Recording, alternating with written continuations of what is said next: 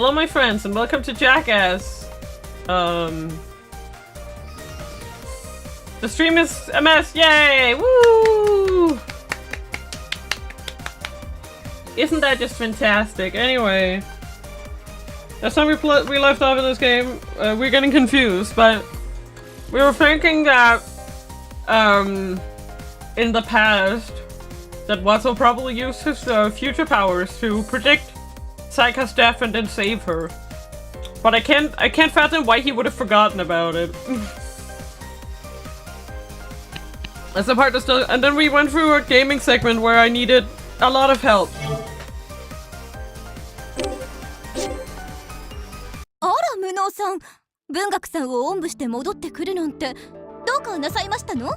Oh right, and last time where we left off, we met with Workaholic Detective and we managed to say ha psych bitch, and yeah. He listened to us for some reason. After I told him that. He was like, oh, you're correct, Mr. Incompetent. You are so correct. Also, I'm chomping on some hella candies right now.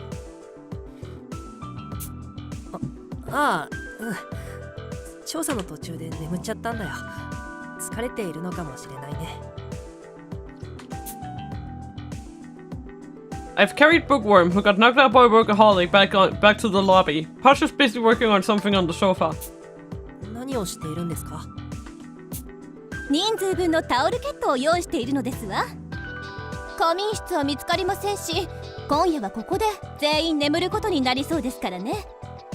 Oh.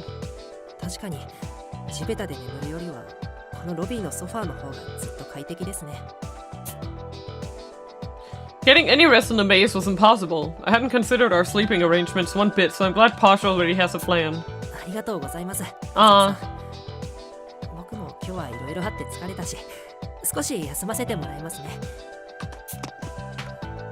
Just I set Bookworm down on the sofa.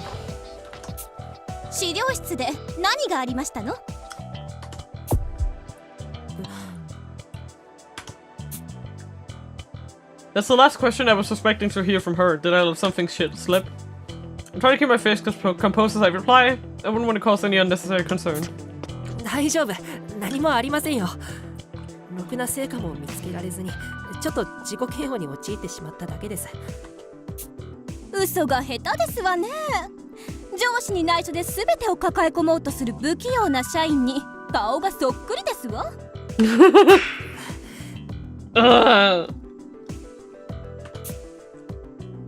I'm at a loss of words. Posh hit the nail on the head. She sighs deeply as I keep silent.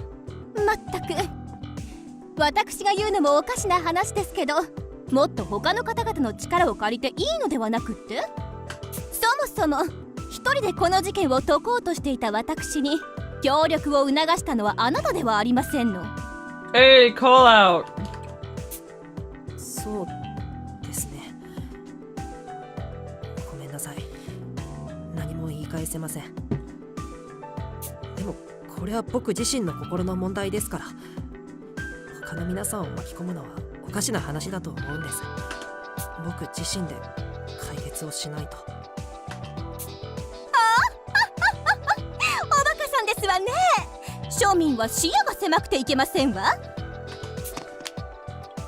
Posh guffaws, flicking my nose with her finger.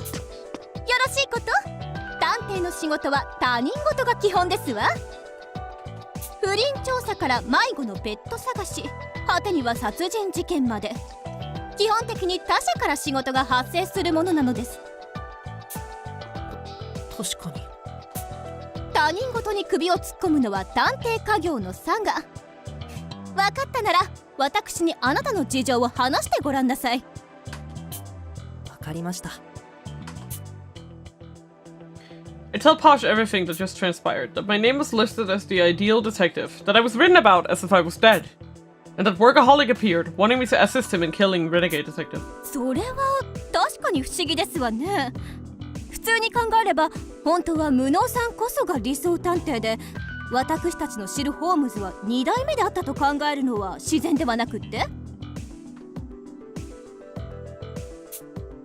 そうなりますね。でも僕にはその時の記憶が全然なくて、むしろ10年前に覚えていることといえば、ホームズさんにそっくりな女の子が目の前で死ぬ光景なんです。それなのに自分が理想探偵だなんて変ですよね。ですがそれも夢の中の話なのでしょ。夢の話が多少現実と食い違うことくらい珍しくないのではありませんの？それもそうなんですが、ただの夢だとも思えないんです。それくらい強く色濃くサイカちゃんが死ぬ光景は脳裏に焼き付いているんですよ。まったく本当にあなた変なところで頑固ですわね。そこまで言うなら私も信じて差し上げますわ。ただね、あなたが記憶喪失だとすれば腑に落ちる点もありますの。腑に落ちる点ですか？ええ、それは理想探偵のあなたへの態度ですわ。あなた見せかけでも擬態でも何でもなく本当に特技がないのでしょ。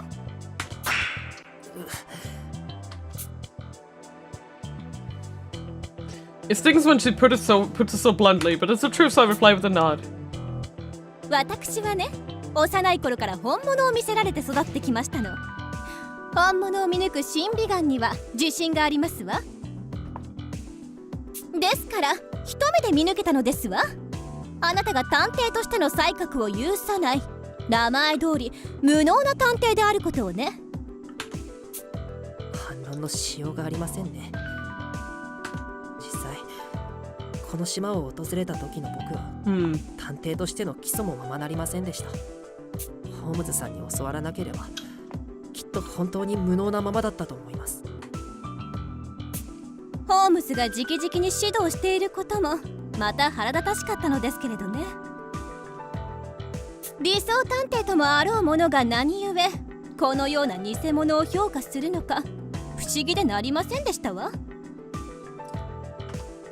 ただそれも記憶喪失なのでしたら納得できるというものです。あなたが理想探偵から信頼を得るほどの探偵であったとしても記憶がなければ無意味ですもの。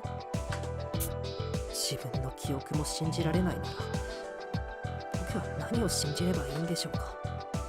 ホームズさんが教えてくれたことも社畜さんが語ったことも僕の覚えていることも全て少しずつ噛み合わないんです。わからないことが多すぎてどうにかなってしまいそうですよ。では悩む前にまずは全てを思い出すことを優先なさい。Hell yeah! Okay, remember time. That's Mind Taxi. Wrong game. Pod speaks decisively. 全てを思い出すってどうやってですか？ Hit you on the head! Woo! Come on, chop! 他にも書籍はあったのでしょ。それに貴重なデータの保管されたパソコンもたんまりありますわ。私はこの島での経験で学びましたの。判断材料が揃う前に結論を急いだところで解き明かせる謎などないとね。この島で結論を急ぎすぎていた私を手助けしてくださったのは無能さんじゃありませんこと。ピンカートン家の誇りにかけて借りは返させていただきますわ。僕が家族さんを。 Honestly, I was so focused on solving the problem at hand that I hadn't considered that at all. I never realized that Posh had seen things that way. My eyes start to sting. Oh no, embarrassing as it is, I can't hold back my tears. 泣き虫な名探偵さんですわね。これだから庶民は世話が焼けるのですわ。あなたがただの石ころではなく磨けば光る原石であることはよく分かっています。今のあなたなら信じても良いと思いますの。庶民を救うのは上流階級の務め。私でよければ力を貸しますからいつでも頼るとよろしいですわ。ありがとうございます家族さん。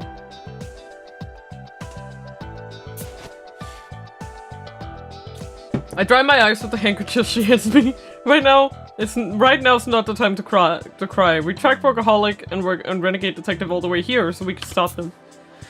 We need to find and apprehend those two first, then I can work with the others to find the missing pieces of my memory. さて、あなたの過去はさておき、社畜さんの暗躍については科学さんたちにも情報共有しておかなければなりませんわね。彼らが作業中の分電盤へ行ってきますから、あなたはここで文学さんを見ていなさい。Pause the powers toward the hall where the breaker panel is. Here's the point, I can't jump to conclusions. First I need to recall what happened 10 years ago. The events I forgot that Holmes remembered. ホームズさん、聞こえてますか？ Still no response. If she's out cold, then she'll probably be gone for a few more hours.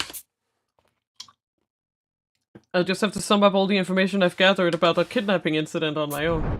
10年前に僕らを誘拐した探偵同盟の前身である機密警察という組織。実行犯はその組織に所属していた社畜さんだ。I mean, not only him, but... この事件は単なる誘拐ではなくて、何らかの異能を開発するための実験だったらしい。社畜さんによれば、八つ咲港事件を引き起こしたのはこの実験の生き残り。社畜さんが不滅探偵と呼ぶ人たちだ。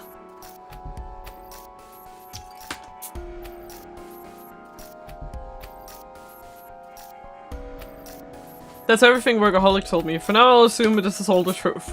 僕が誘拐されたのは不滅探偵たちが施設から逃げ出した後、そこでサイカちゃんと出会って洋館とつながっていたあの地下牢に監禁され続けた。例の地下迷宮が異能の開発のための実験施設だとすると、昔理想探偵に選ばれた僕をあの地下迷宮を生き延びたことがあるのか。 Makes sense. This is just the information from that book we found in the archives. Neither its veracity nor the details are very clear. But if Workaholic's just so hard to get it back, it seems unlikely that the contents could be so misleading. でもその後、僕は何らかの理由で理想探偵ではなくなって、今ではホームズさんがその役割を担っている。ホームズさんは僕が過去に出会ったサイカちゃん本人だと語るけど、僕の記憶にはサイカちゃんが死ぬ光景が焼き付いて離れない。この記憶に間違いはないと思う。 It's so clear that I can't possibly doubt it. Saika died right in front of my eyes. I refuse to believe I was alive. And yet Holmes says that she's Saika. Documents identifying me as Ideal's detective. Holmes claiming to be the long-dead Saika, an invincible detective, a fellow survivor of those experiences. I've got so many questions, my head hurts. How could a hopeless moron like me be Ideal detective? I'm just not buying it. 僕が理想探偵だなんて、やっぱり嘘っぱちだよ。I don't think so. I sigh, deeply aware of how disappointing my capabilities really are. じれったいな。もう我慢できないよ。Shut up and, I don't know, get your milkies. 無能くん、俺の手で君を目覚めさせてあげるよ。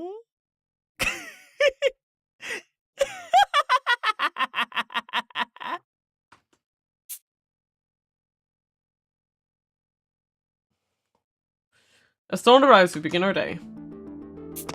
おはよう、無能くん。ああ、おはよう、飛躍くん。昨日は遅くまで作業お疲れ様。どうしたの？あまり顔色が優れないみたいだけど。なんでもないよ。ちょっと考え事をしていたら眠れなくてね。それならいいんだけど、何かあったら何でも相談してね。それじゃあ僕は顔を洗ってくるから、また後でね。うん、僕は朝食の準備を手伝ってくるよ。I've gotta stop worrying everyone like this. Once Dolphin and I part ways, I berate myself with a light smack to the cheek. I've wanted to ask Holmes about the past since yesterday, but she still hasn't reappeared. She's been gone for extended periods before, but never this long. I wonder what's going on with her. まさか僕に過去の話を聞かれたくないとか。No, that couldn't be.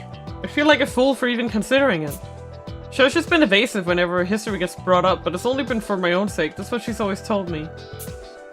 I mean, she's been on my side this entire time. She wouldn't start stonewalling me now, would she? きっと寝坊しているだけだよね。 I repeat the thought over and over, trying to convince myself. 無能ちゃん、食器を運ぶのを手伝ってくれるかしら。ぼーっとしてないで手伝ってくださいと少女は声に出して注意する。ごめん今手伝いに行くから。 After breakfast, we all set out together, as per Teki's advice. 分電盤の修理はほぼ終わったんですが、修理に必要な導線が見つからないんです。僕の体質だと導線みたいな安全なものは見つけられなくて、ごめんね、役に立てなくて。まあまあ気にしないで。むしろ社畜ちゃんや下道ちゃんがどこかに潜んでいる今はみんなで一緒に固まった方が安全だわ。来るなら来なさい。ピンカートン家に伝わる上流武術バリツで返り討ちですわ。いや、なんで中国憲法の掛け声なんですか。バリツは日本の武術だという設定でしょと。少女はシャーロキアン以外には分かりづらいツッコミをした。We head down the passage while keeping an eye on our surroundings. Those two must be lurking nearby, but so far neither hide nor hair. 昨日から特に変化もなし。彼らは何のためにこの研究棟に潜んでいるのでしょうかと少女が疑問を口にする。さすがにもう目的は終えているんじゃないかしら。私たちが出入り口を抑えていたし、エレベーターは壊れているしで、脱出に困っているのだと思うわ。今誰も出入り口を見張ってませんけど大丈夫なんでしょうか。ヘリポートから脱出されちゃうんじゃ。出入り口のシャッターを閉じてロックしておいたから大丈夫ですよ。無理やりシャッターを開こうとすれば大きな物音がしてすぐに分かります。つまり今この地下研究棟自体が巨大な密室状態なんだね。不吉なことを言うんじゃありませんわ。なんだか密室というだけで殺人事件が起こりそうではありませんの。Don't talk about murder stuff, please, thank you! 確かにミステリー以外で密室なんて言葉なかなか聞く機会ありませんよね。Yeah. 文学さん、そっちの道具箱には何も入ってなかった？工具しかありませんと少女は肩を落として報告する。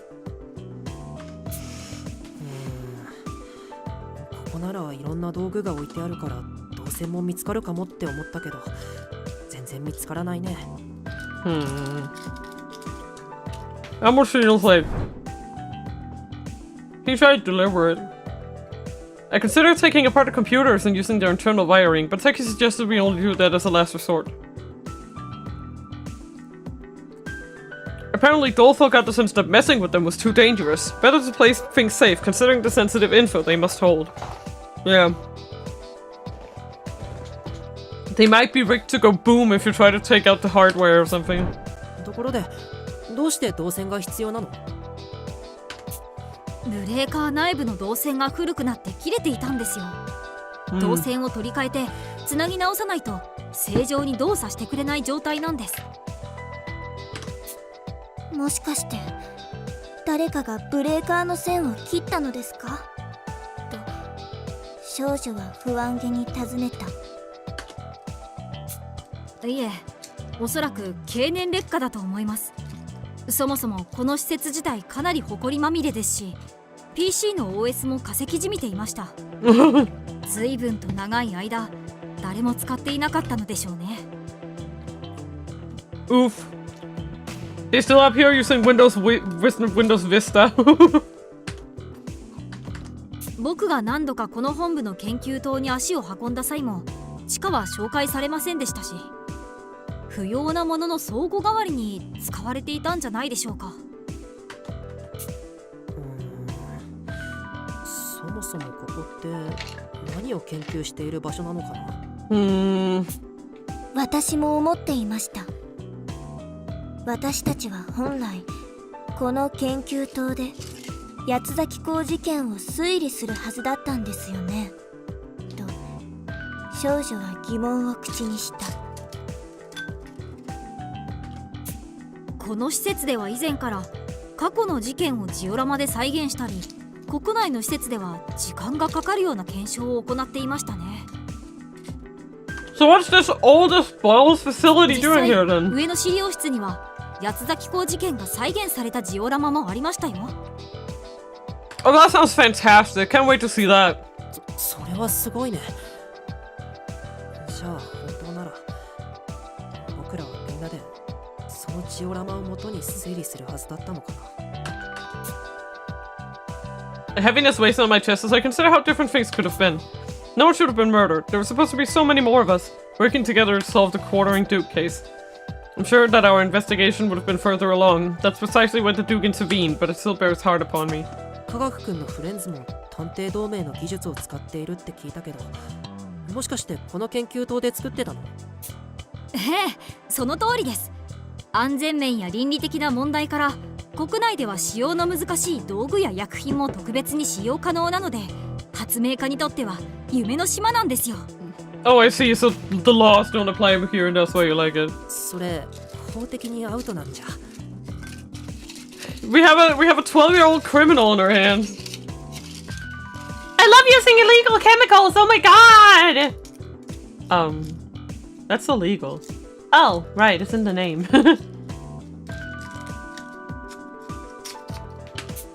アウトだからこそわざわざこの離島に本部を構えているそうです。なんだか聞いちゃいけない話を聞いてしまった気分だよ。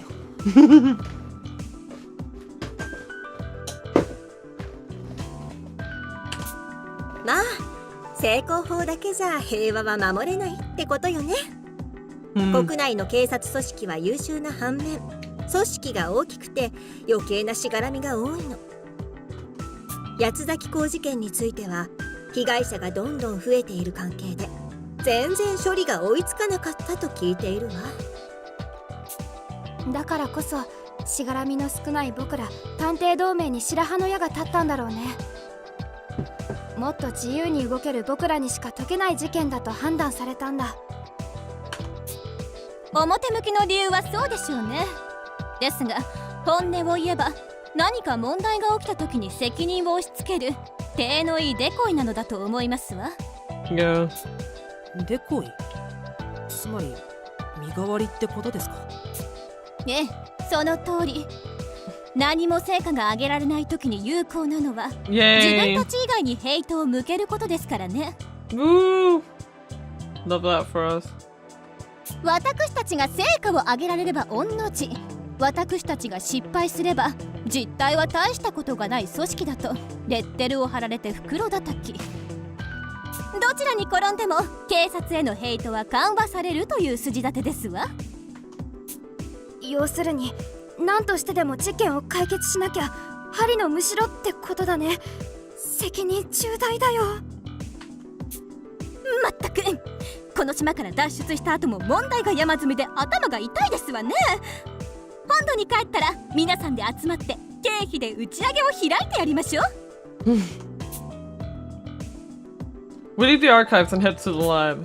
Our investigation continues with some time before Posh suddenly chimes in. あら、このパソコンについてるヘッドホンがあれば動線代わりになるじゃありませんの。確かに。どういうことですかOh. 無知ですわね。Shut up! I know I'm stupid. ヘ You ッ don't ド have ホ to ンの rub コ it ー in ド my も face. 中身は銅線ですわ。どうせ使わないのですし、ヘッドホンを何本かいただけば立派な銅線の束を作れるのではなくって。各 PC にヘッドホンは一つずつついていますし、これを分解すれば十分必要な導線は確保できます。ありがとうございます、家族さん。ヘッドホンのコードの構造なんてよく知っていましたね。断線したコードの修理すらしたことがないなんて、これだから庶民は。断線するたびにヘッドホンを買い替えていたら出費がかさばではありませんの。普通は買い替えるんじゃないかな。僕も買い替えます。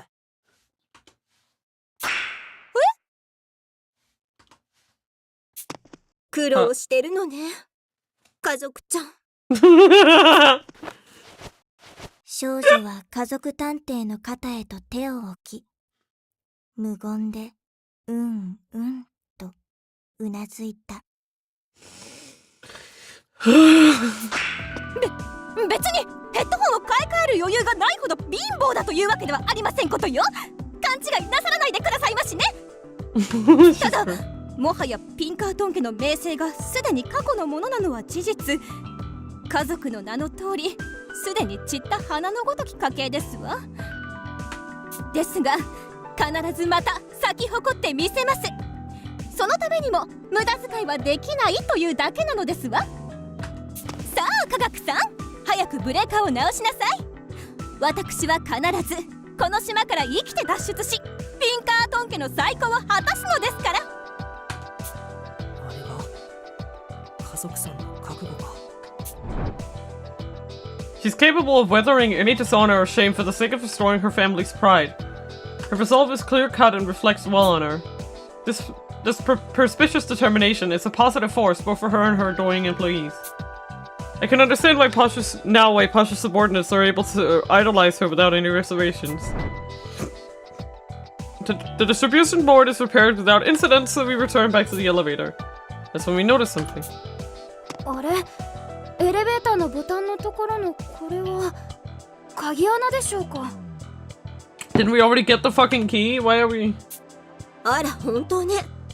飛脚ちゃん、エレベーターのボタン反応する？いえ、反応しません。電源は通っているようなので配電盤は治ったと思うのですが。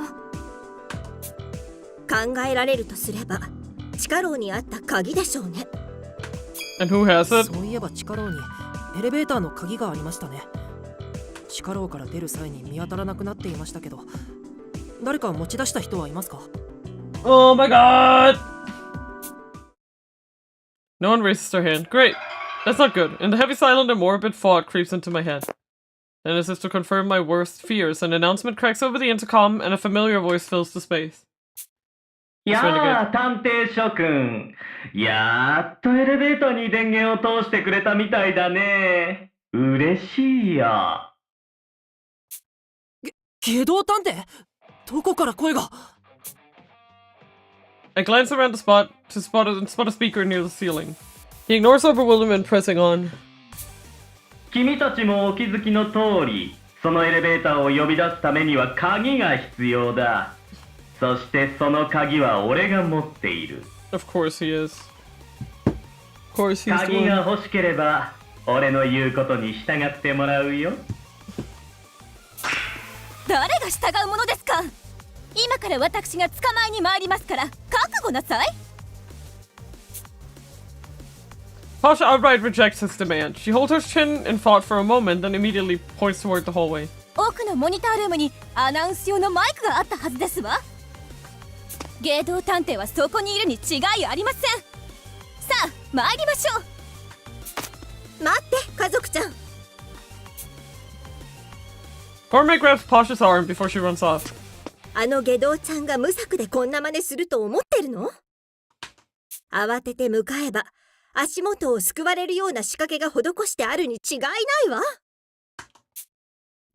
確かにその通りですわね。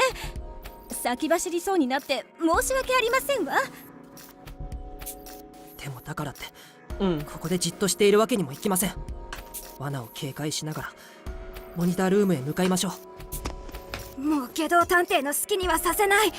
僕が先頭になるからついてきて。 Let's go! Let's go! こんな時のために新たな捕獲用のフレンズビリビリ君を用意してあります。Beady beady. 絶対に捕まえましょう。 It's just like a fucking taser. 文学さんと美食さんはこの場に残ってエレベーターの監視をお願いします。ええ、任されたわ。パンくず一つ見逃さないから安心してね。皆さん気をつけてくださいと少女は心から無事を願うのだった。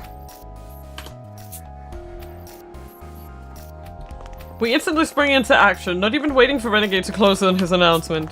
But even as we move, his banter continues. おいおい、人の話を落ち着いて聞くこともできないのかな。困ったものだね。そんな悪い子たちにはお仕置きが必要だな。気をつけてこちらへ来るといい。君たちには最初から選択肢なんてないんだよ。モニタールームの前まで来たけど罠の一つもなかったね。We safely arrived at the control room. The trip here may have been quick and painless, but that only serves to put me more on edge. Was it just a bluff? Even so, such little time has passed since Renegade's message that there must still be something behind those doors. 妙ですね。ここまでもったいぶったことをしておいて、何もしてこないなんて。まずは僕が様子を見てみるよ。僕なら下道探偵の罠にも気づけると思うから。気をつけてね、飛躍くん。危険な気配がしたらすぐに出てきてよ。絶対に逃がしませんわよ、下道探偵。私の馬力で血だるまにこしらえてやりますわ。チェスト With that, Doleful enters the control room. But a moment later, he comes right back out with an astonished look on his face. どうしたの、飛躍くん。下道探偵がどこにもいないんだ。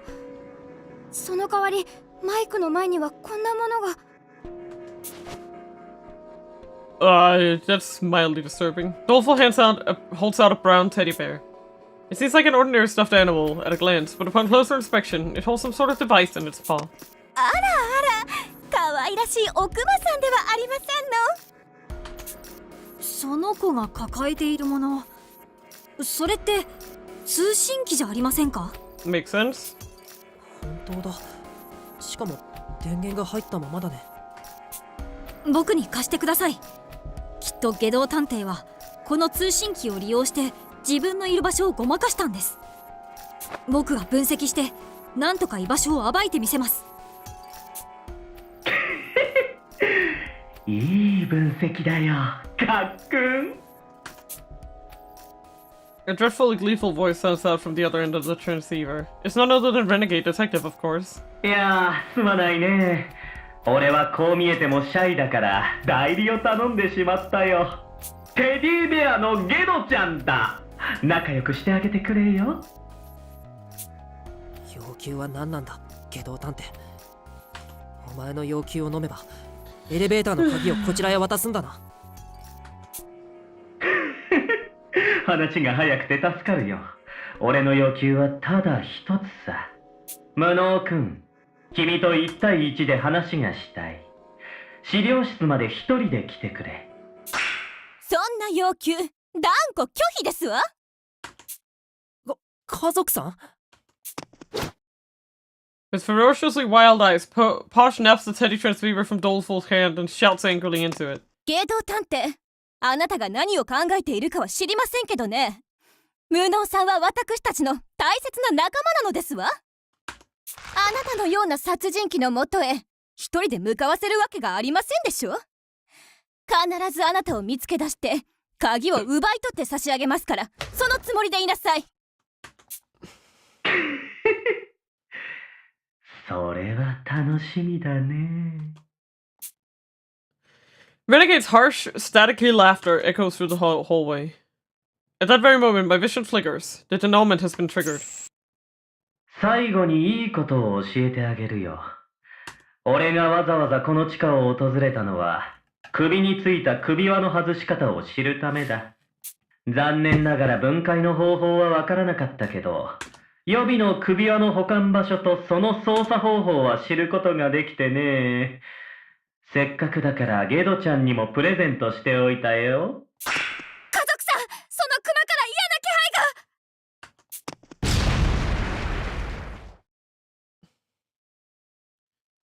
が。Astolfo shrieks. The bear detonates in Pasha's hands. That's the vision I'm shown. Oh damn. There's still some time to act. I lurch forward, snatch the teddy from Pasha's grips, and immediately launch it as far as I can.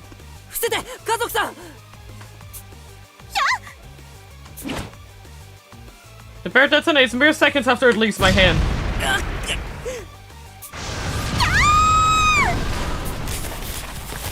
The scorching shock of the explosion flings us into a heap on the ground.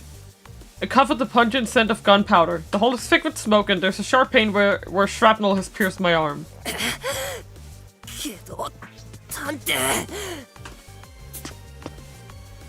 Despite my injured arm, I managed to hold myself to my feet. That's quite the vision. Even predicting the wording of what Renegade would say. Yeah, you know, he's just that predictable, guys.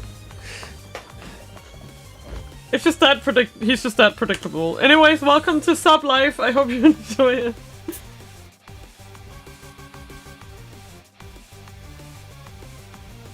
I can hardly believe it. Even a moment later and Posh would have died. I doubt the rest of us would have escaped unscathed either. It's clear the Renegade Detective truly intends to kill us. みんな大丈夫。怪我はない。僕は平気です。でも飛脚さんが頭を打ってしまったみたいで。私も平気ですわ。芸道探偵、どこに隠れているんですの？君たちの後ろさ。A voice calls out from our rear. As I turn to face its owner, a small metallic glint catches my attention. さあ、避けてみなよ。Renegade brandishes his knife and swings it sideways in our direction. Crap, I won't be able to avoid it. おどきなさい、無能さん。 The next thing I know, Posh shoves me aside, sending me tumbling back to the ground. Blood soon trickles from her arm and she takes the attack in my place. 家族さん。 My heart leaps out of my chest. As the event unfolds, however, a familiar voice rings through my head. おどくん、しっかりして、おどくん。 I've seen this before, but something's off. Psyche isn't bleeding. おどくん、どうして私をかばったの？ Yeah, yeah. The vision of her death was his future ability. おどくんが死んだら、私は。 Psyche calls out my name, weeping profusely. That's funny. The scene usually plays out the exact opposite way. Suddenly it's as if I'm the one who died. My mind snaps back to reality. I inhale sharply, stunned in shock with the view I'm met with.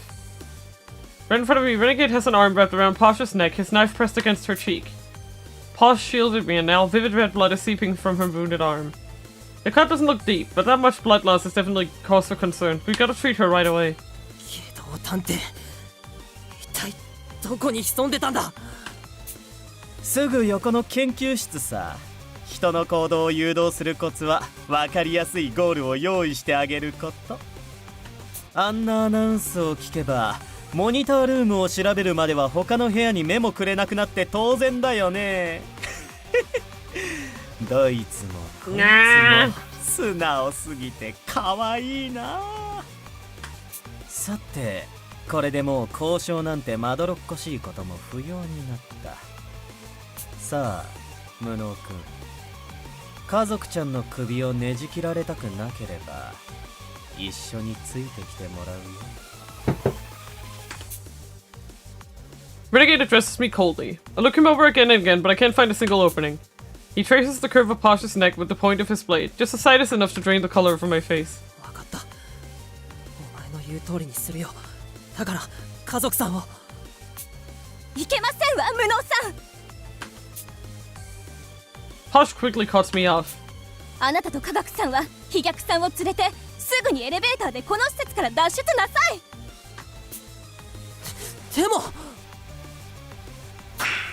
でもカルダモンもありませんわ。これはリーダー命令ですわよ。逆らうことは許しませんわ。Her conviction makes it difficult to view her as a hostage, something that seemingly tickles Renegade as he cackles loudly. さすがは家族ちゃん、素敵な胆力だ。でもエレベーターの鍵のことを忘れてないかい？君を見捨てるにしてもエレベーターの鍵は必要なんだよ。その鍵って床に転がっているあれかしら？えShe got him! この鍵は I reached out to inspect the key resting near my feet. It's definitely the same one I saw in the dungeon, but when did it get here? 下道探偵ともあろう人が大事なものをポケットに入れたまま油断するのはよろしくないのではなくって、思わず奪い取ってしまいましたわ。She'd make a great thief! さあ無能さん、その鍵を持ってお逃げなさい。エレベーターとヘリポートさえ封じてしまえば下道さんは地下から逃げられません。八つ咲この事件もきっと解決に向けて動き出しますわ。やけにすんなり捕まったと思ったら抜け目がないね。でもいいのかな？他のみんなが逃げたら君も一緒に取り残されるんだよ。死ぬのが怖くないのかい？そうですよ。家族さんを置いて逃げられるわけないじゃないですか。Posh smiles almost serenely. 怖いに決まっていますわ。誰だって死にたくはないでしょう。ですが死よりもっと恐ろしいのは我が身可愛さに死者を増やしてしまうことですわ。私は偉大なるピンカートン家の末裔。私の命で大勢を救えるのなら悔いはありません。さあ早くお行きなさい。家族さん。I recalled the discussion I had with Workaholic regarding the playing of Carneades. Sacrificing another to save oneself, is that the right choice? No one can really say.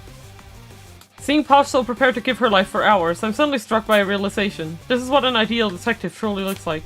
下道探偵、あなただけは許しません。Tiki aims his pistol-shaped mech at Renegade Detective. 少しでも動けば撃ちます。動かないでください。おーっと、銃型のフレンズか。その構造、おそらく銃型のスタンガンだね。これはまた面白いものを作ったな。Apparently unfazed, Renegade begins moving with his hostage in tow. Man, does this guy even know how to feel fear? 撃つって言ってるんですよ。どうして動くんですか？この数日で随分と成長したみたいだけど、君にはまだ撃てないよ。手元が狂って家族ちゃんに当たれば最悪感電死だものな。武装ちゃんを失ったばかりの君にそのステージはまだ早い。もっと経験を積んでからまたおいで。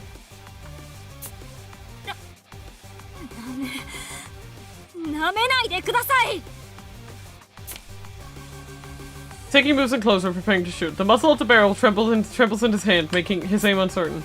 Despite having him at gunpoint, Tiki seems to be losing the upper hand to Renegade's intimidation. That man really is a monster.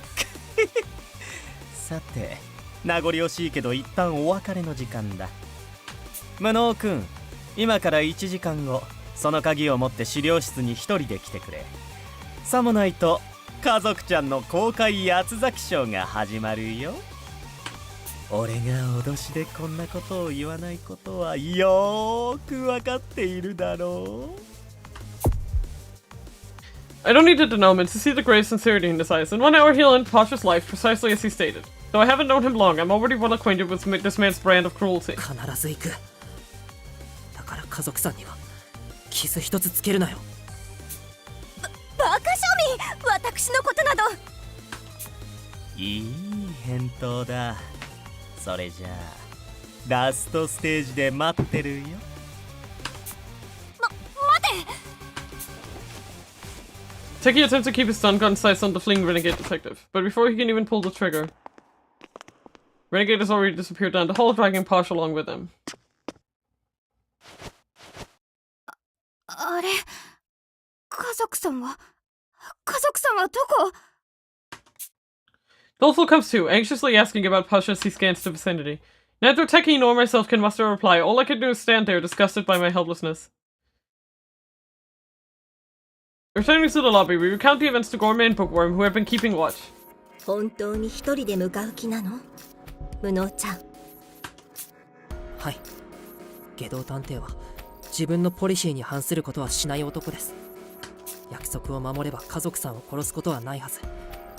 彼女を救うには奴の要求に従うしかありません。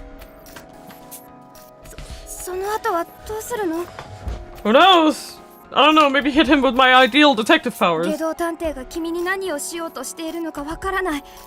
でも危険なことは間違いないよ。 True. 家族さんを救えたって君が死んでしまったら意味がないんだよ。外道探偵と対峙する上で何か策はあるの？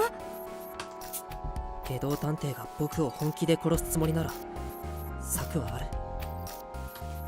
大丈夫。絶対に生きて戻ってくるよ。無能さん、どうかこれを使ってください。Techie hands me the pistol-like device he had been holding. 白い SPX の針を参考にして作った電撃遊具ビリビリくんです。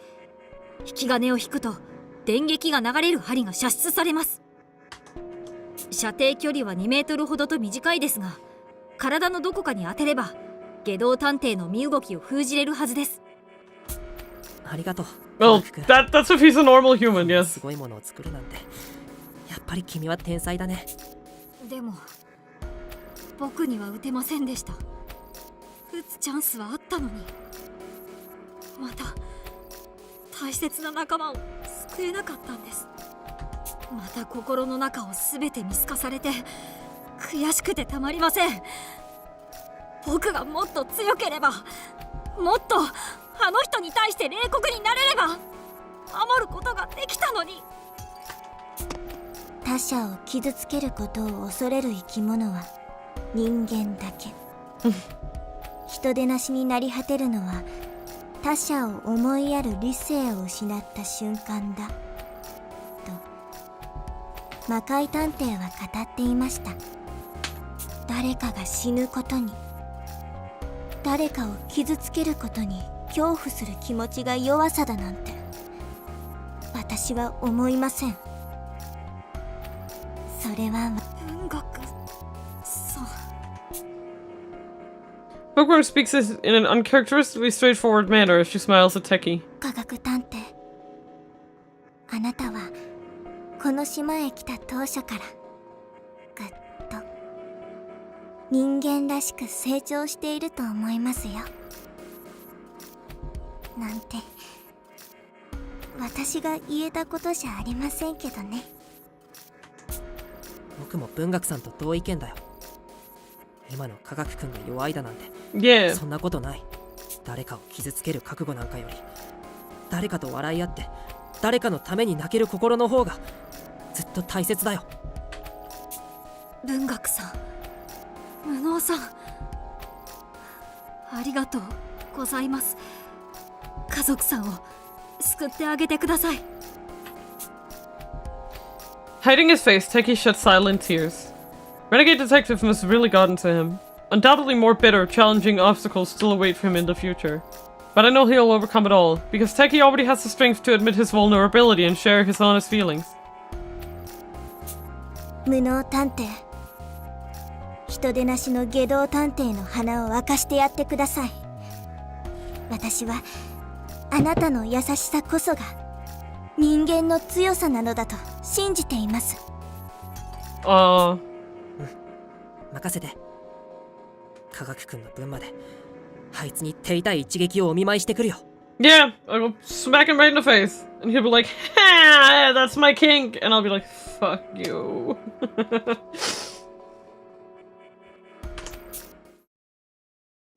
The appointed time has arrived. I asked the others to wait in the lobby, then head alone to the archives, or a designated meeting spot. As I make my way there, however. なんとか間に合ったようだね。Oh. ホームズさん。For the first time in about a day, Holmes appears before me. どうしてずっと姿を見せなかったんですか？すまない。残留思念なのにおかしな話だが、少々調子を崩してしまってね。細かな説明はまた今度するよ。今は下道探偵から家族くんを救い出すのが先決だ。そうだろ？ええ。きっと僕一人じゃ下道探偵には勝てません。力を貸してください、ホームズさん。Yeah, let's go! もちろんだよ。他の誰もが君を裏切り、君と敵対し、蔑み、否定しようとも、私だけは君の全てを肯定してみせる。下道探偵と決着をつけたら、私の知る全てを話そう。奴との因縁にケリをつけるぞ、ワト君。I love when she does this. This is my favorite pose she does. はい。Love the mood lighting! Amazing! Love what you did with the place. He just like spreads rose petals. Yeah, and then he just like spreads rose petals on the table and like on the floor and just like, where did you get those? Oh, actually, if you look closely. Yep. He like takes out like a candelabra, puts it on the table, serves filet mignon, but it's made out of human flesh. Yeah. Renegade rises from his chair, clearly sick of waiting. He points his knife at me, the corner of his mouth quirked upward into a smile. 来てくれると思っていたよ、無能くん。やはり君は俺の見込んだ通りの探偵だ。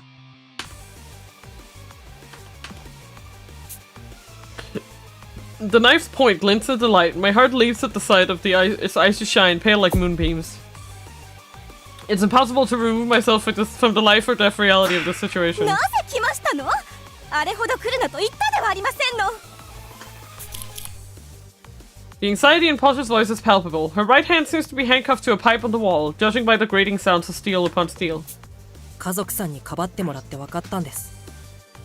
僕が目指すのは、目の前で溺れている人がいたら、自分の掴んだ船板を迷わず渡せる探偵だって。無能さん。下道探偵、エレベーターの鍵は持ってきた。早く家族さんを解放しろ。ああ、いいさ。ほら、これが家族ちゃんの手錠の鍵だよ。As he speaks, Renegade demonstrates this by locking and unlocking Portia's handcuffs. There's no doubt that the key is the real deal. 俺の横のデスクに置くから、君も同じようにしてくれ。僕を出入り口から遠ざけた上で鍵を交換するつもりか。それくらいは当然の権利だろう。君らは今エレベーターの前に陣取って有利な状態なんだ。俺にも少しくらい希望を分けてくれたっていいじゃないか。鍵を置いたよ。移動を始めよう。ただしお互い一歩ずつだ。Oh, like a fucking standoff. Let's go. いいね。いい警戒の仕方だ。It's called what? 君は本当にどんどん魅力的に育っていく。A fuck off? Is that what I'm hearing? A cock off? Are you pulling my leg here? You have to be. That's not real. That can't. No! I refuse. No! I refuse to believe that that's it. 言われた通りにしよう。では、君が温度を取ってくれ。では、1、2。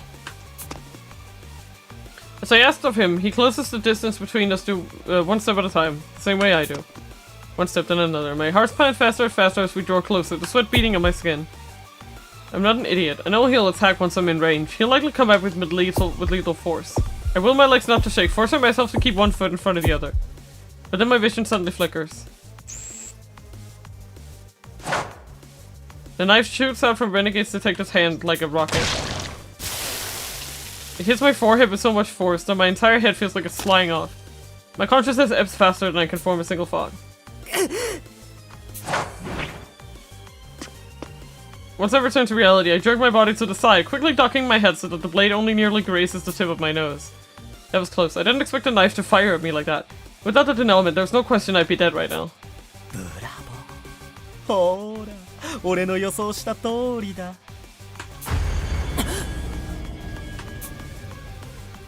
Suddenly, Renegade Detective is right beside me. He sticks his tongue out playfully. 今君はナイフの刃が飛ぶ前から動き出していた。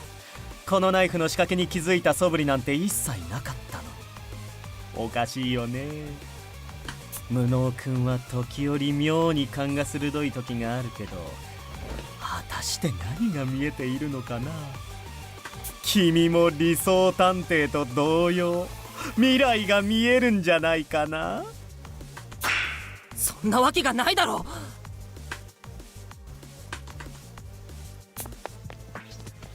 I make for the key to Pasha's cuffs and quickly snatch it up.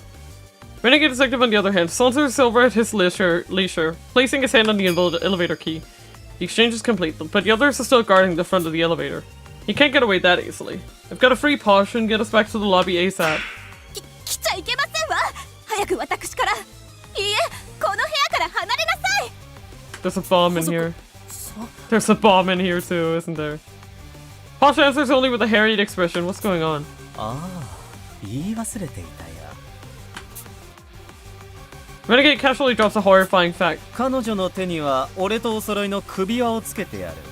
何かの拍子でボンといくかもしれないよ。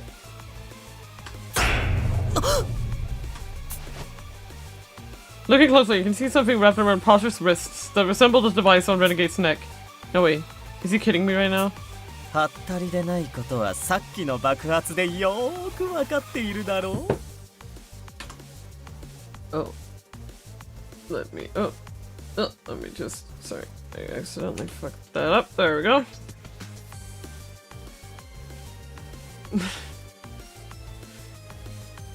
Shit happens. You know how it is. Yeah. You know how it is. Yep. It is what it is, you know? I'm just like that.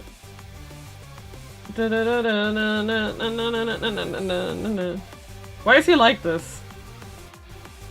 Can he stop? Like, please?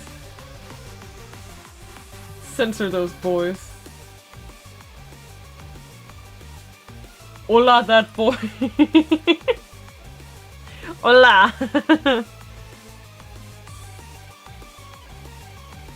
Hola, hola, hola. If you got a real mess and want to clean like the pros, then you've got to see this. Hi, Billy Mays here with Sorbees, the most absorbent material I've ever used. It has the strength and the muscle to pick up and hold over 20 ounces of liquid. Look at this. Sorbees attracts liquid like a magnet. It doesn't matter if it's coffee, soda, even red wine. Watch as its powerful vacuum action pulls and cleans the stain from out of the carpet. Just that quick. Just that quick. Yeah, let's go, boys. A classic. Alrighty. Okay. Let's go. 俺が条件を満たせば家族ちゃんの柔らかな死体は四方八方に飛び散ることになるだろうね。やめろ。どうしてここまでひどいことができるんだよ。社畜さんの言う通り不滅探偵として実験台にされたことへの復讐なのか。復讐？君は本気で俺がそんなつまらない理由で人を殺すと思うのか？Renegade's eyes widen in surprise at my words. じゃあ何なんだよ。お前はもっと理解の及ばない自由で無差別で危険なやつだって思ってたよ。でも復讐以外にもう理由なんてないじゃないか。機密警察を前身とする探偵同盟に復讐したい気持ちはわかるけど、関係ない人たちまで巻き込むのはやめろって言ってるんだ。君らしくもない無粋な推察はよしてくれよ。復讐なんてチャチなエンタメに興味はない。俺にとって大切なのは命を背負う行為の尊さを伝えることだ。それ以外は二の次さ。たとえそれが俺の人生を狂わせた組織が相手であっても。嘘をつけ。お前は実際社畜さんを散々苦しめて復讐を果たしたじゃないか。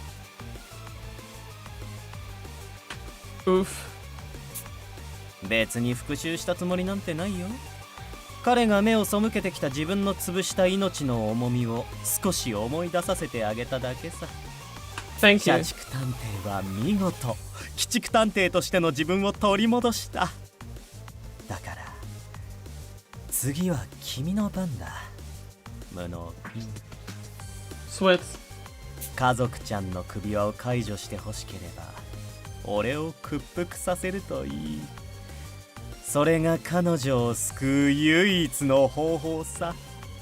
でも俺はそんな君に対して殺す気で抵抗する。俺を屈服させたいなら死ぬ気でかかってきなよ。君が隠している能力も生かしてね。 Man, he's such an asshole. Asshole.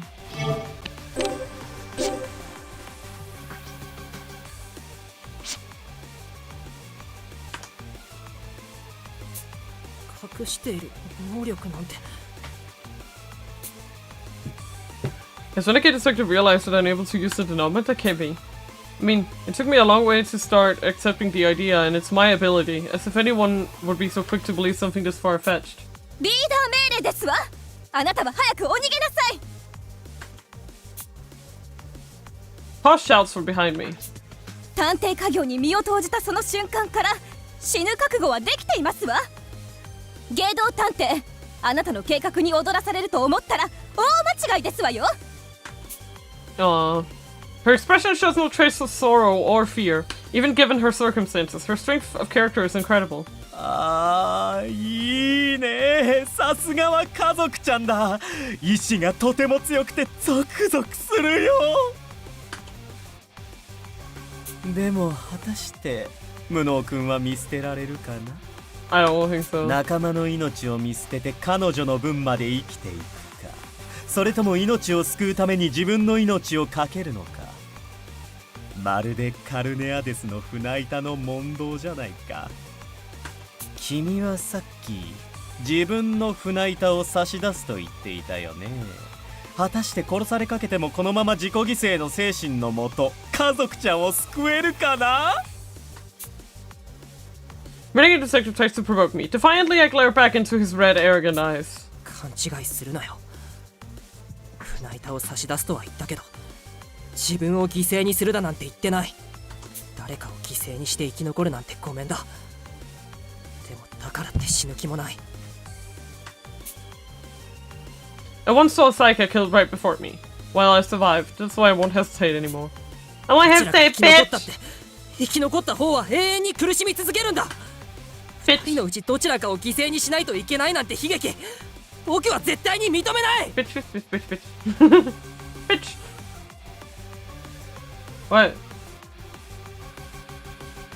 Got something to say, Mr. Man? Argo? Yeah. What's up? Just cooking. Potatoes? Do you want some fries? Yes. Here you go. Got you some fries. I'm gonna take a sip.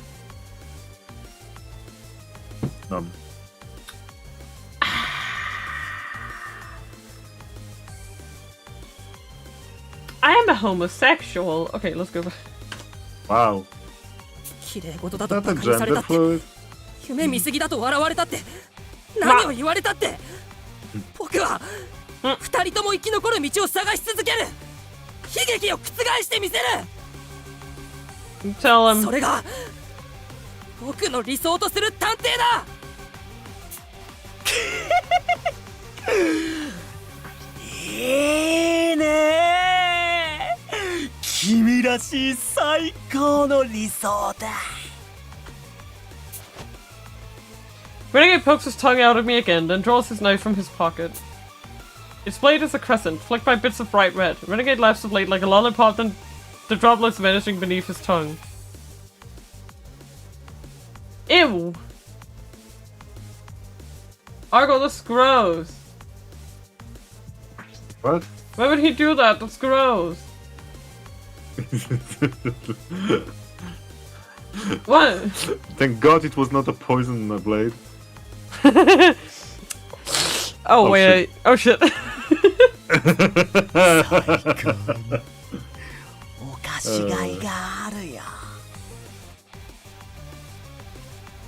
So that's what they meant when they said I shouldn't get it poisoned. 布納さん、ゲドウと戦うなんておやめなさい。布納さん。 Ignoring her pleas, I unlock the handcuffs binding her.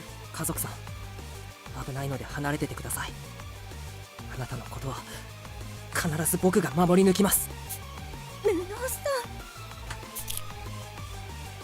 ん。 Grasping the handcuffs, I turn to face Renegade. Getting a hold of these sure was a lucky break. Now I can demonstrate what my mentor taught me. へえ、その構えは逮捕術だね。上術とは珍しい。手錠を持って初めて実力を発揮できるというわけか。でも手が震えているよ。実戦経験はほとんどないんじゃないかな。隠したって無駄だろうね。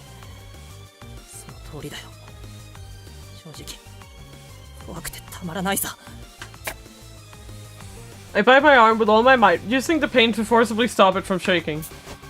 でも出るわけにはいかない。力ずくでも家族さんの首輪を解除してもらうぞ。ああ、いいね。やっぱり君は最高だ。早く楽しもう。 My chest feels like it's about to burst. A cold sweat drips freely down my skin. If I lose focus, my legs start wobbling. 大丈夫だよ。私がついている。 Holmes moves close to my side. さあ、反撃開始と行こう。君と私の力で逆境を覆してやろうじゃないか。 My first battle for life and death begins.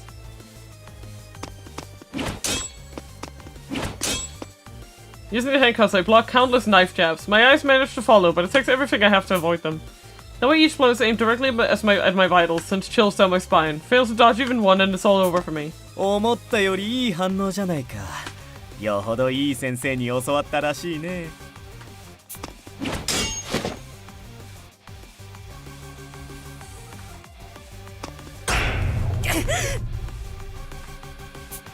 でもどこかで反撃に転じないと押し切られてしまうよ。もしかして防御しか習っていないのかな。ほらほら、手だけじゃなくて足もよく見て、よく予測して。 Renegade Detective chats casually as he slashes about, and here I am at my absolute limit. Just what is this guy? I'm already well aware, but this man truly has no qualms about killing, despite his constant insistence that life holds precious value. There's one person I don't think I'll ever see eye to eye with.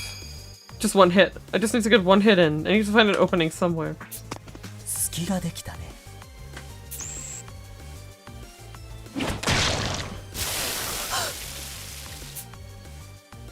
Renegade slashes my right abdomen and fresh blood sprays into my field of view. This is bad. I can feel my consciousness slipping. 落ち着け。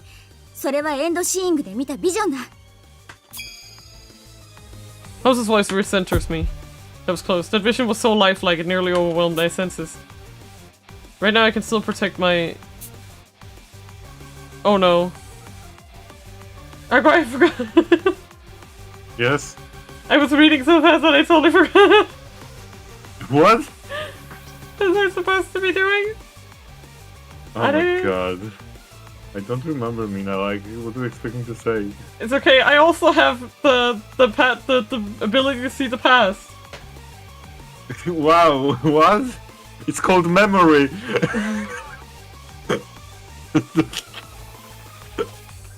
I'm totally not skipping around in the YouTube video. No, you're using memory, Mina. Yeah, I'm using my memory. Memory power.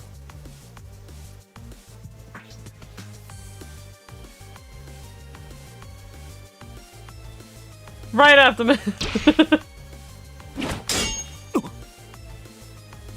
Did it? Okay, I'm gonna pay more attention.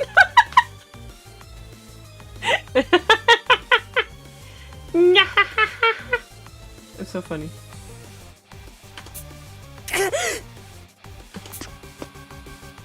I just managed to block his attack, but that didn't know meant he would have killed me.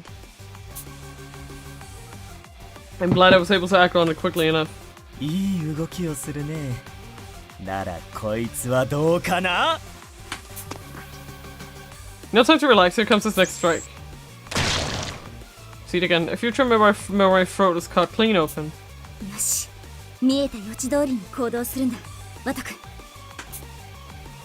Throat! Keeping with my vision, I parry Renegade's attack with my cuffs. Nice, that was the easiest to block so far. There's no mistaking it, the denouement kicking in now is no coincidence. 急に動きが良くなったね。どうしたのかな? Renegade slashes again mid-sentence. What is it? What's coming next? 慌てるな、ワト君。エンドシーイングが発動するのを待てばいい。エンドシーイングの発動条件は未来の死を感じ取ることだ。もし下道探偵の攻撃が正確に急所を狙っているとしたら、次も確実に発動する。はい。I know who speaks the truth. I soon see a vision of the knife's blade plunging straight into my chest horizontally. ナイフを水平につくとは恐ろしいことをするね。ああすると肋骨をすり抜けて心臓を直にえぐることができるんだよ。避けきれない。どうすれば。避けなくてもいい。直線的な攻撃は軌道をそらせばいいんだよ。切っ先を手錠で受け流すんだ。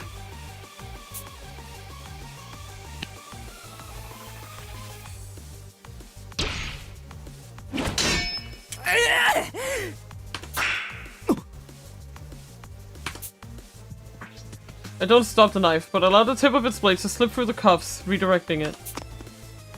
Renegade's arm is outstretched, leaving him defenseless. He leaps toward me. 千載一遇の好機だ。手錠で絡め取れ。In some sense, I twist the handcuffs chain around his wrist and throw all my weight into my hips and jerk sharply.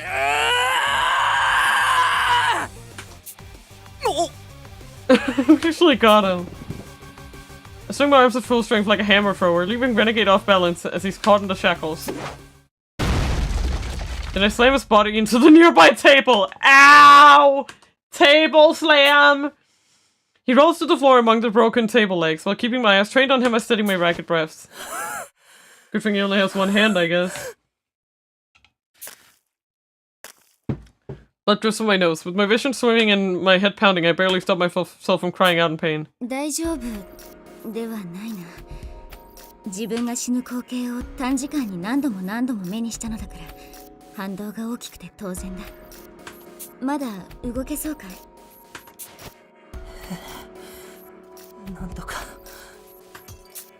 下道探偵が意識を取り戻す前に拘束してしまおう。科学くんから受け取ったビリビリくんを使うんだ。Following Holmes' suggestion, I begin to take the stun gun out of my pocket, but then... なるほど。こちらが殺すつもりの攻撃だけは避けきれるわけか。The voice coming from the ground chills me to the bone. Crap. Thinking fast, I try to jump back, but it's one moment too late. Renegade's knife penetrates my right thigh. じゃあ、こういう攻撃は避けられないんだろうね。I back away quickly to inspect my wounded leg. I'm still able to move it, and it hasn't gone numb, but even so, the situation is dire. 今のはちょっと危なかったよ。思ったよりもずっと戦えるじゃないか。Renegade climbs to his feet unsteadily. His eyes are unfocused, fixed on empty space instead of me. He'd already lost an arm before my surprise attack hit him hard. It's clear he's at his limit. もうよせ。これ以上血を流したら本当に死ぬぞ。ああ、そうだろうね。手をなくしてからずっと感じていた浮遊感が強まってきた。いよいよって感じだよ。分かってるならもうやめろ。どうしてそこまで僕に執着するんだよ。そりゃそうさ。俺が今まで理想探偵の力を読み解く瞬間をどれほど心待ちにしていたと思うんだい。ホームズに敗北して無様に捕まった時からずっとそそられてきた。今この時を、この瞬間を、この絶頂をずーっ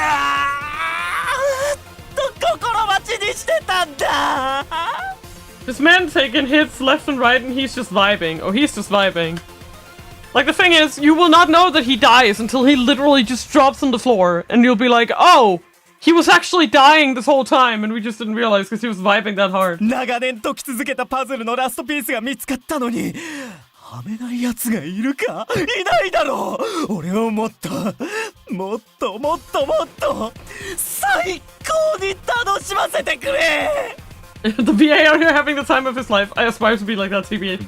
Yeah, no, Six, I was talking about this last week. No, not last week. Last time we played on Monday, I was talking about, like, how his VA is doing the fucking most. He just got the script and he was like, yep, got it.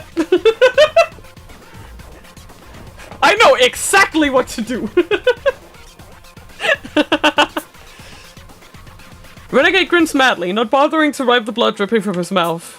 The man before me terrifies me to the core. How does someone become so twisted? The extent of his depravity is so extreme, I can't help but wonder what brought him to this point. まずいな。下道探偵のやつ、エンドシーイングの特性を読み解いたみたいだぞ。まさかあいつは僕が異能を使えることを知らないはずでしょ。いや、やつ分かっているよ。君のその目は未来を見ることができるんだろう。 His words leave me tongue-tied. For a moment, I think he may be up to his usual tricks, but I don't get the sense that he's joking. Don't tell me he actually... 別に大した話じゃない。世界でも数えるほどしかいない異能者。理想探偵の話は、界隈では有名だからね。その力を恐れたからこそ、俺の所属する明けぬ夜は組織で理想探偵の排除に取り掛かったのさ。もっとも、その原理は知られていなかったし、君という後継者の存在に気づいているのも俺だけだけど。有名な話？まさか、そんな。事実だよ。トップシークレットだから、探偵同盟の中でも知る者は少ないけどね。下道探偵が言った以上、明けぬ夜が本気で私一人を殺しにかかったことは事実なのだろう。まったく困ったものだ。それに厄介なのは、エンドシーイングの原理を奴に悟られてしまったことだ。俺はこの数年間、ずーっと理想探偵の能力の謎を追っていた。彼女が死んだ時、もうその秘密は紐解けないのかと心底落ち込んだよ。でもそんな俺の前に君という救いの神が現れた。無能君、君は理想探偵によく似た目をし、同じように熱い正義感を燃やし、俺を大いに楽しませてくれた。すぐに分かったよ。君は理想探偵と同じ力を持った後継者。君こそが俺に同じ興奮を与えてくれる新たなホームズだとね。なぜ俺は彼女に勝てなかったのか。なぜあそこまで神がかった推理ができたのか。なぜいつも俺の攻撃を避けることができたのか。その答えはただ一つ。ホームズは自分の死の運命を見抜くことができたからだ。ようやくだ。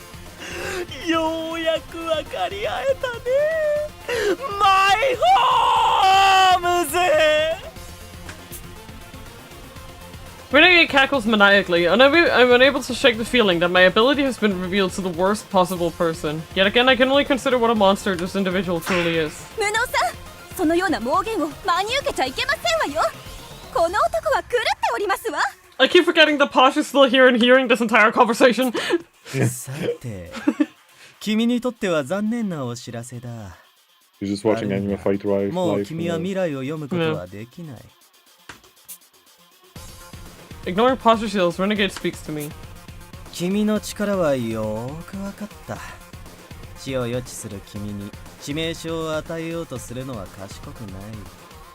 死なない程度に削いでいくのが最適解というわけだ。というわけで、俺は今から君の体を死ぬギリギリまで削いであげるから、楽しみにしていてくれ。Renegade readies his knife and approaches me with a wicked grin. The next moment, I feel my right arm get sliced open.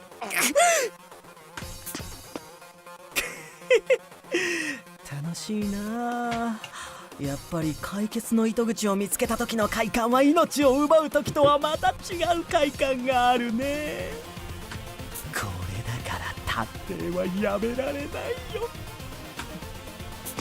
Ah! He comes closer, waving the knife to and fro. This is bad. I still haven't thought of a way to counter him. What do I do? What do I do? I failed to block him. My arm is gashed open. Next to my leg. And then my shoulder. Unable to stand, I crumple to my knees. It hurts. My wounds are burning as if they're on fire. I can't keep my head straight for the intense searing pain. My consciousness begins to slip and my vision grows cloudy. I can't find the strength to stand. 立ちなさい。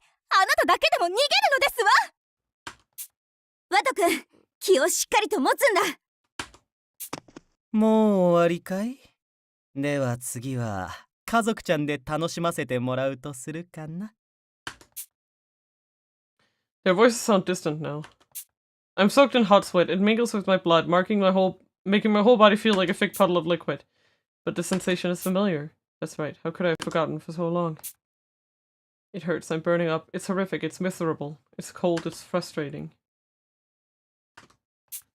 I'm angry, enraged, yelling, crying, praying, hoping, begging, envious. But above all, I can't forgive my helplessness. I've been in this exact situation in the past.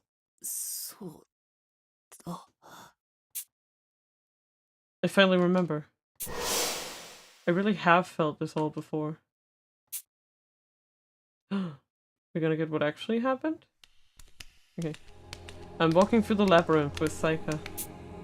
This is already my third time. I've gotten pretty used to it, so our progress is much faster than before. But I sense something different than usual. That something's not quite right. I scanned our surroundings carefully until I noticed the air in front of us gently quivering like the air around a lit burner. Saika-chan, 隠れて。何かがいる。何かって？何も見えないよ。僕にも見えない。でもわかるんだ。このままだと僕らは死んじゃうって。That's when it started. From that moment on, I occasionally see glimpses of future tragedies that could occur. No matter what trap I encounter in the maze, I always manage to slip through. Since I also go out of my way to help the others subjected to the experiment, they've given me the ridiculous nickname Ideal Detective. Before I even realize it, I'm consistently leading and directing the other survivors. Until that fateful day arrives. The day I witness Saika's death. If you take on the maze again, Saika will die. I can only see how these tragedies play out. I don't know how to stop these visions from becoming reality. I think and think and think some more. Until I finally make up my mind. Saika-chan, 一緒にここから逃げ出そう。一体どうやって？あの迷路にいる間、私たちはずっとカメラで見られているのに。Saika's worry shows in her voice. I've got to be the hero she sees me as. Yes, I've got to be a great detective like the legendary Sherlock Holmes. なーに、初歩的なことだよ、サイカちゃん。So cute. I imitate our beloved Sherlock, hoping to inspire her trust. カメラで見られているということは、何かあった時にカメラで見ている奴らが通るための道が隠されているということさ。実は手がかりも見つけてあってね。隙を見てその道へ逃げ込めば、僕らは逃げられるはずだよ。すごい。やっぱりワト君はすごいよ。Saika beams happily. That's a relief. It seems like that helps to put her mind at ease a bit. Good. This is the only way we're gonna pull this off. In all honesty, I'm terrified. Even if we manage to find a passage, who knows what we might run into. Still, I think this is my only hope of saving her. この僕、理想探偵に任せてよ。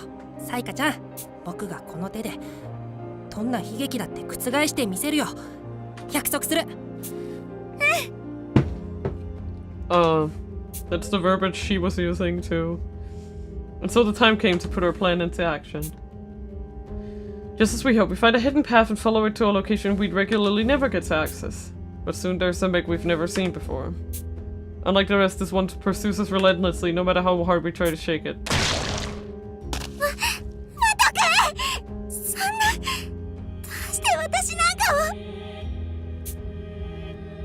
I quickly shield Saika, taking a direct slash from the red machine's blade.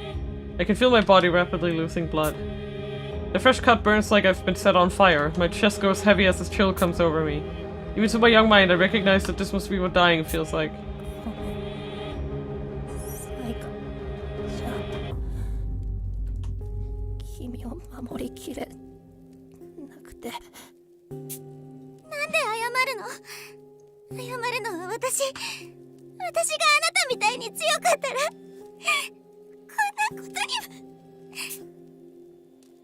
I hear Saika's distraught voice as my consciousness fades.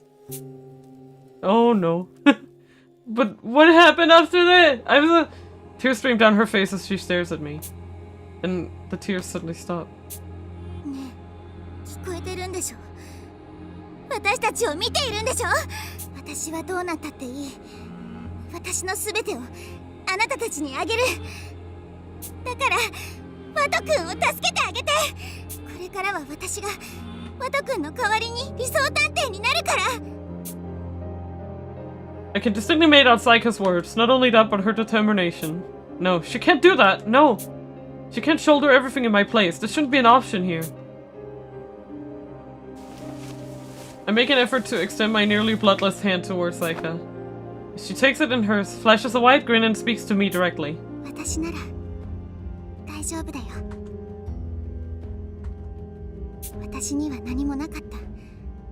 生まれた時からパパからもママからも見捨てられて、大好きなお兄ちゃんとも離れ離れになって、どこにも居場所なんてないと思ってた。ワト君だけが私を守ってくれた。だからあなたのことだけは守るって決めたの。こんな喋り方じゃいけないよね。もっと強くならなくちゃ。今日からは私が理想探偵だ。さようなら、ワト君。Ooh boy. But my consciousness whites out again. When I come to, the enemy's before me. それじゃあ、そろそろ足の一本でももらっておこうかな。Renegade lifts his knife with a grin. I move in a flash and manage to catch his blade with the handcuffs. 今までよりも動きが速くなった。死にかけだったはずなのに、どうしたんだい？何もないよ。いや、僕がこれまで何もしてこなかったことに気づいただけだ。Warmth slowly returns to my chilled, anemic body. Now I understand why Holmes, no Saika, had been so evasive about our past. 言葉を濁して当然だ。私はあなたが身代わりになってくれたおかげで助かりましただなんて。それ以来、あなたの代わりとして生きてますだなんて言えるわけがない。Of course she'd feel driven by guilt. No way she'd be able to share any of that with me. She's just been protecting me from the very start. 僕の記憶に焼き付いていたあのサイカちゃんはエンドシーイングで予知した光景だったんだね。どうして今まで気づかなかったんだろう。独り言を言い始めてどうしたのかな。まさか血を流しすぎて幻覚を見たとか。ああ、そうだよ。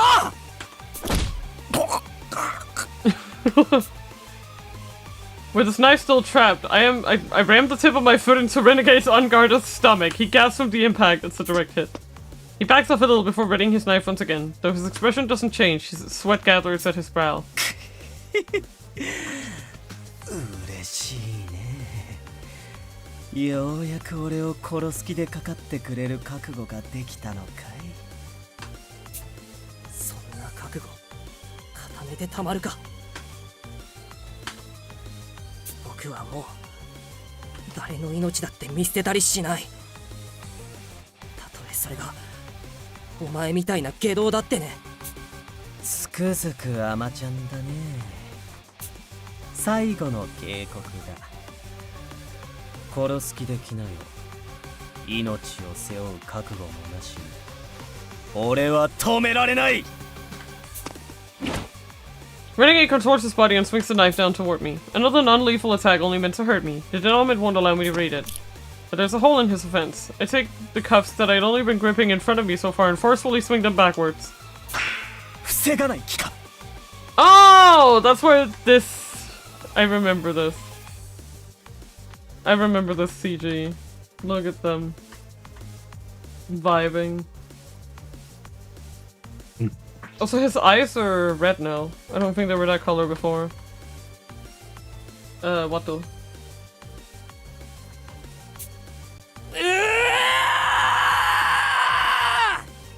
Please punch him in the face or something.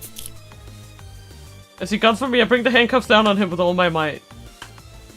Alright, doesn't that look like what he's going for? Like a right hook right to his cheek with the handcuffs? It's gonna hurt!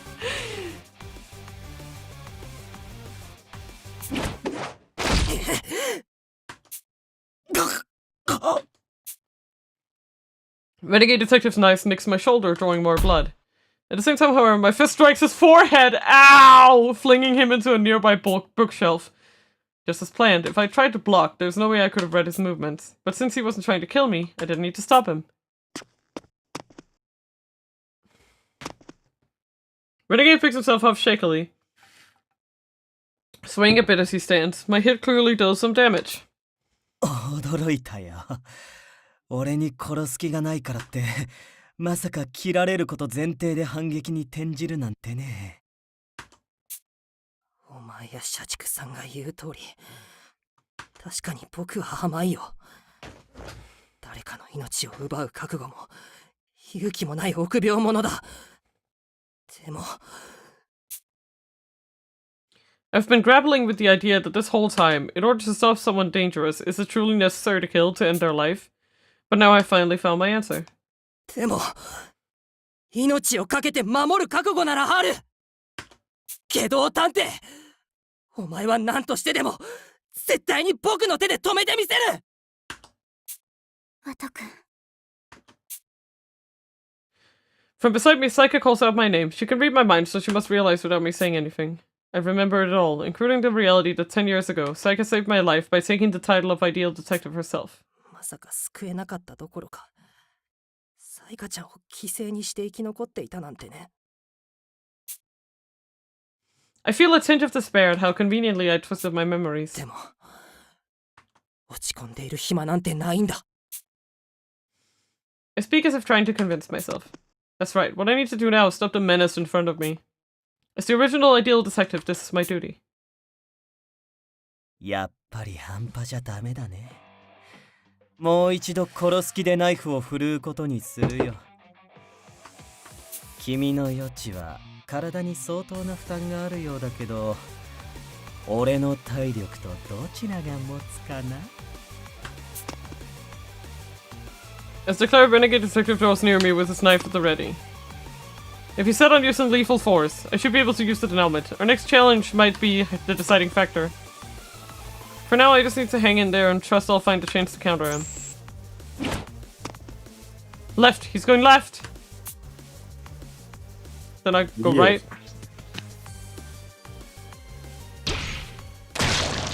What? I'm confused. Oh, is it because it's his left? So I need to go to the. Oh. I'm so confused. Ah! Do I need to go to the left then? Who's left? Who's left? I don't know who is left. Left? Oh, okay. I thought he was gonna dodge. Okay. I had it wrong. I thought he was gonna dodge, and I was like, if he's coming from the left, why would I left? That's stupid. Be an ass and leave. Who's on left? Oh my god. Okay. Way woo! Way woo! Way woo! Way woo! I'll save, gee. Yeah, that was stupid. Yes. Yeah. I'm sorry. I thought he was gonna dodge, so it confused me. The clash of metal makes my ear swing. If I hadn't seen the future, my ear would have been cut clean off. Another from the left. No, wait, it's a feint. He's coming from the right. So now I do right. And then it's gonna be like, no, you die. Okay. That'd be funny. I don't let his feint fool me and instead manage a right hand block with my cuffs. But the shock of the blow is more than I can handle, forcing one of my knees to the floor. Without pause, Renegade Detective punches down and slips past my guard. No way he'd miss an opportunity like this. Bye. The knife is thrust straight toward me. In my current position, there's no escape. This won't be easy to fend off. That's fine, baby. With him stepping directly at me, I know exactly what to do. I guess, yeah. Beady-beady-kun. I take the friend from my pocket and aim it directly at Renegade. Oh, he doesn't know we have it! Ooh, he didn't fake that far! I love it.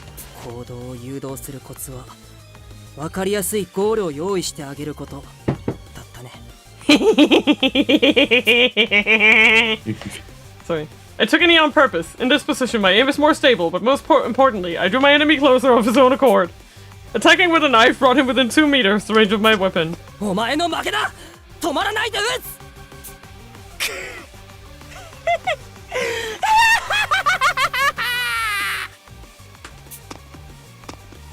Renegade ignores my warning and lunges forward. Without hesitation, I pull the trigger.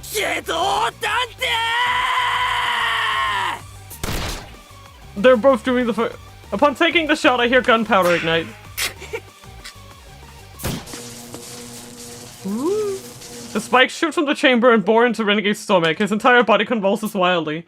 His tall frame leans, but doesn't fall. He advances erratic step after erratic step, grinning as he peers down at me.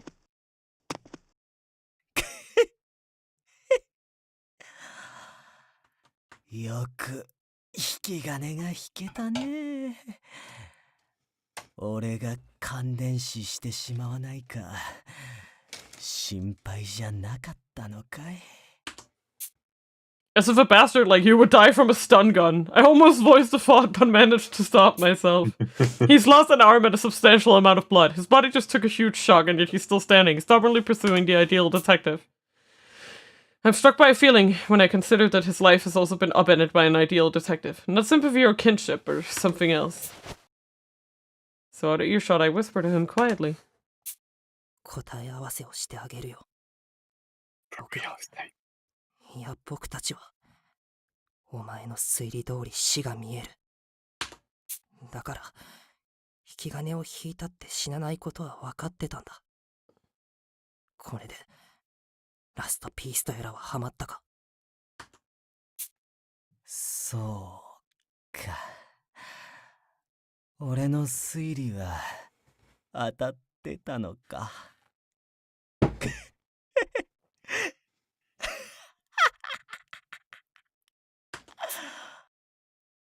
He laughs for a few moments, then lets out a sigh of contentment. He looks deeply satisfied, his crazed expression replaced with utter calm. 感謝するよ、無能くん。なくしたはずのピースを最高の形で見つけた気分だ。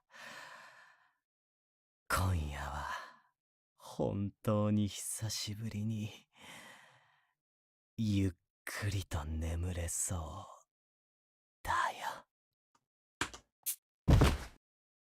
The man lurches forward, toppling to the ground. His talking stopped abruptly, but I can still hear him breathing, so he should still be alive.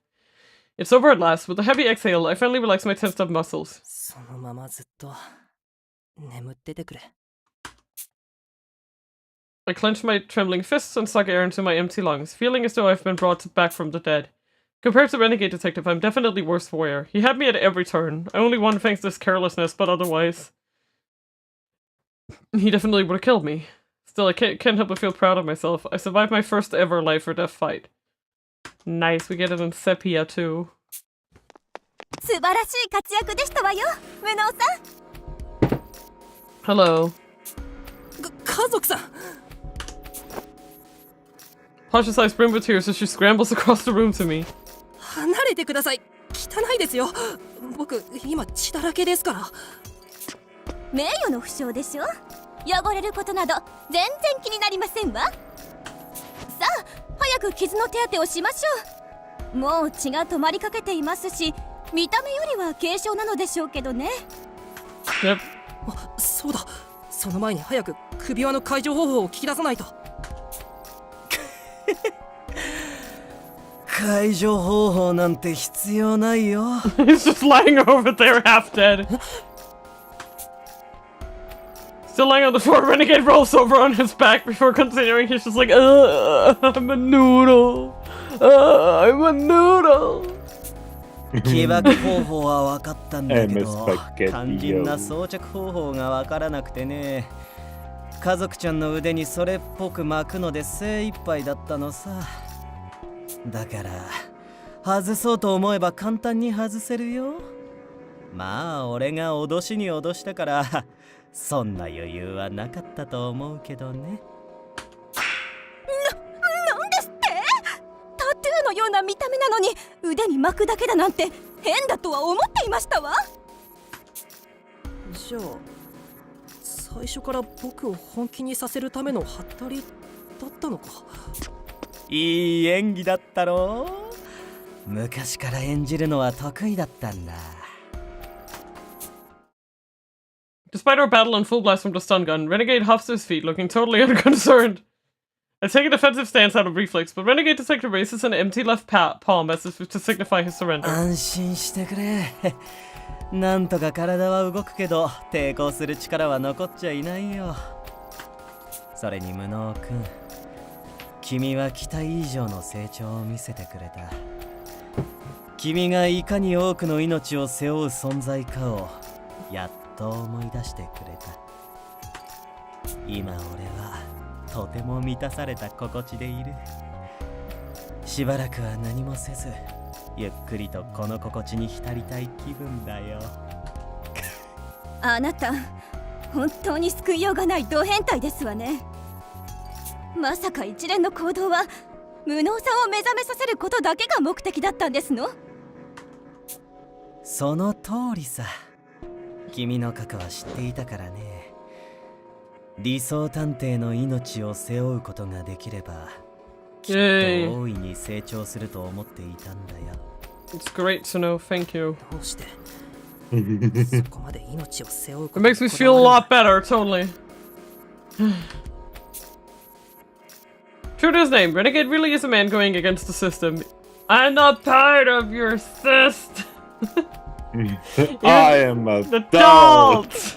I don't need your handouts. Even so, I can sense how unwavering his convictions are. I can't help but ask him. Why are you laughing so much? Because I'm recalling the happy birthday part. Happy birthday to the grass. Welcome to the real world, jackass.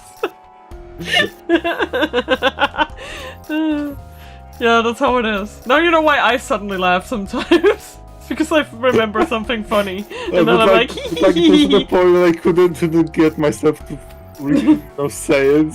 Yeah. I just couldn't get it out. Yeah. I can't help but ask him, this person who's caused me so much suffering, how he came to hold such strong beliefs. けど探偵、お前の語るその信念はこの島での経験と何か関係があるのか？自分語りの趣味はないんだけど、まあいいか。俺を楽しませてくれたお礼だ。少しだけ昔の俺について教えてあげるよ。俺は何より伝統を重んじる家系の生まれでね。生まれついての個人主義者である俺は異端に思われたらしい。それが理由でホームズと同じように機密警察に実験台として提供されたそうだ。Oh wow, so yeah, so they were just voluntarily given up by their families. この島での実験 Not abducted. 例の迷宮に何度潜ったかな。昔のことだから記憶が曖昧だけど、目の前でたくさんの命が失われていったことはよく覚えてる。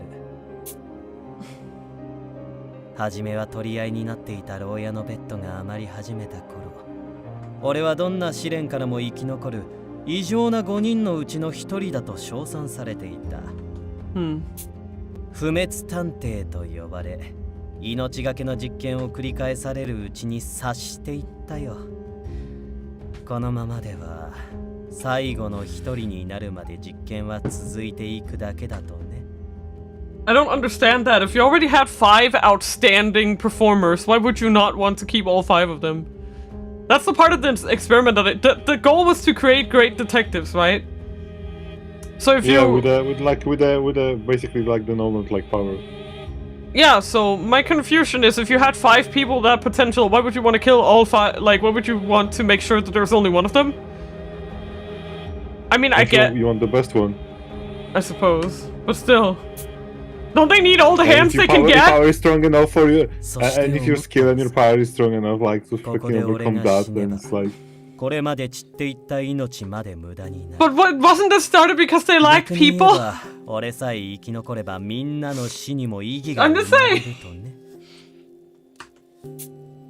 Mina, you don't understand, Japanese government is their teenagers too. Yeah, but by only one.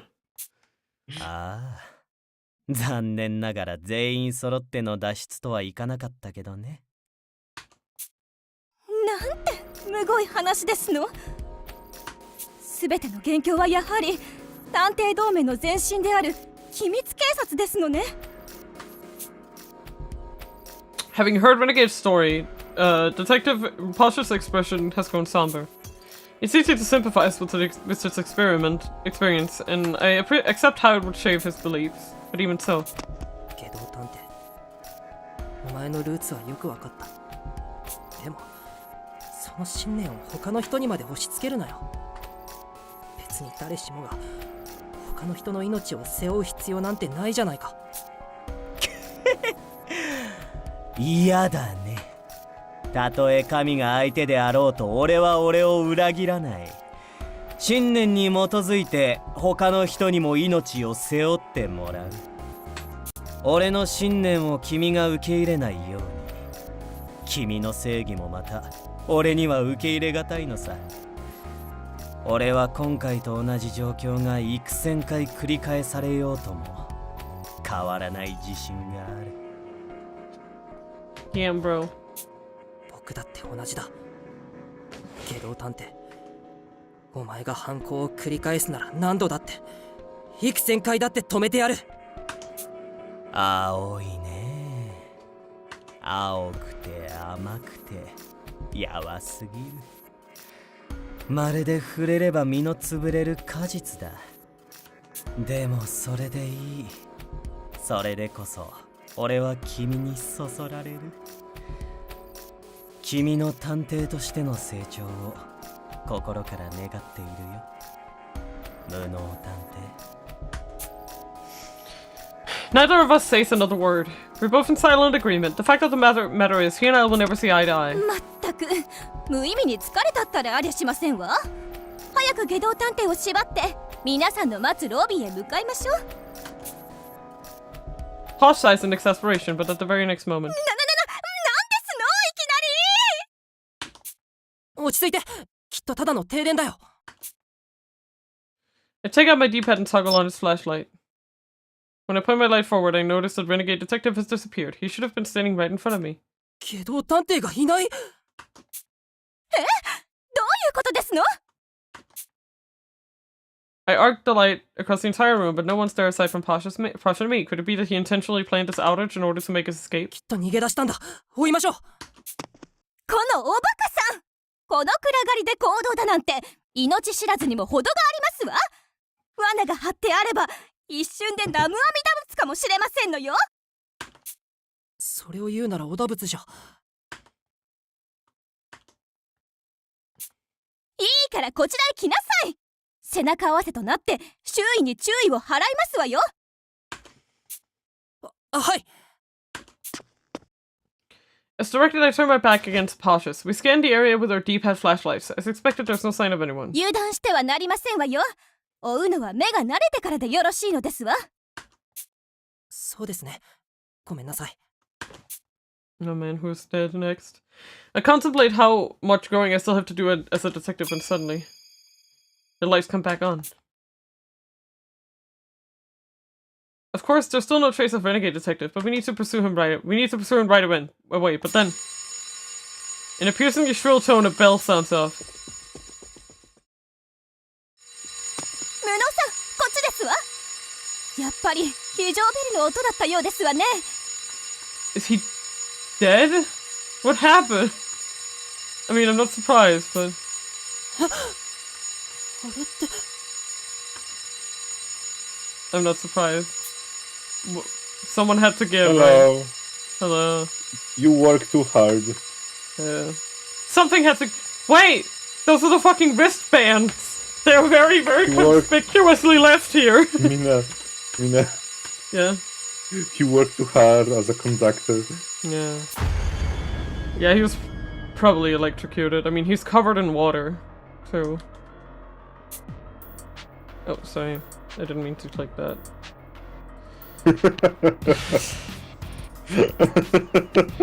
Workaholic droops limply, handcuffed to a pipe extending from the fire extinguisher. His entire body is soaked. Countless lacerations cover him like a torture victim.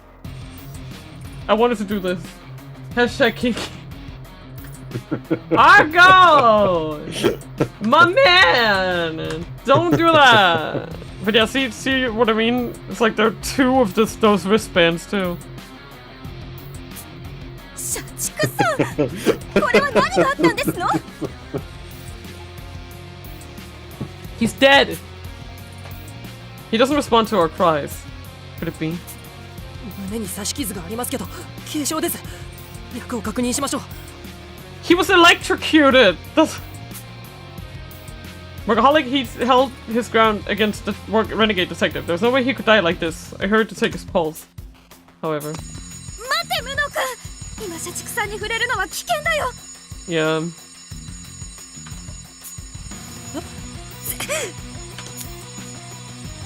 Dolphin sprints toward me, but it's too late. I've already made contact with Workaholic's body. Pain immediately rocks me like flames on my skin.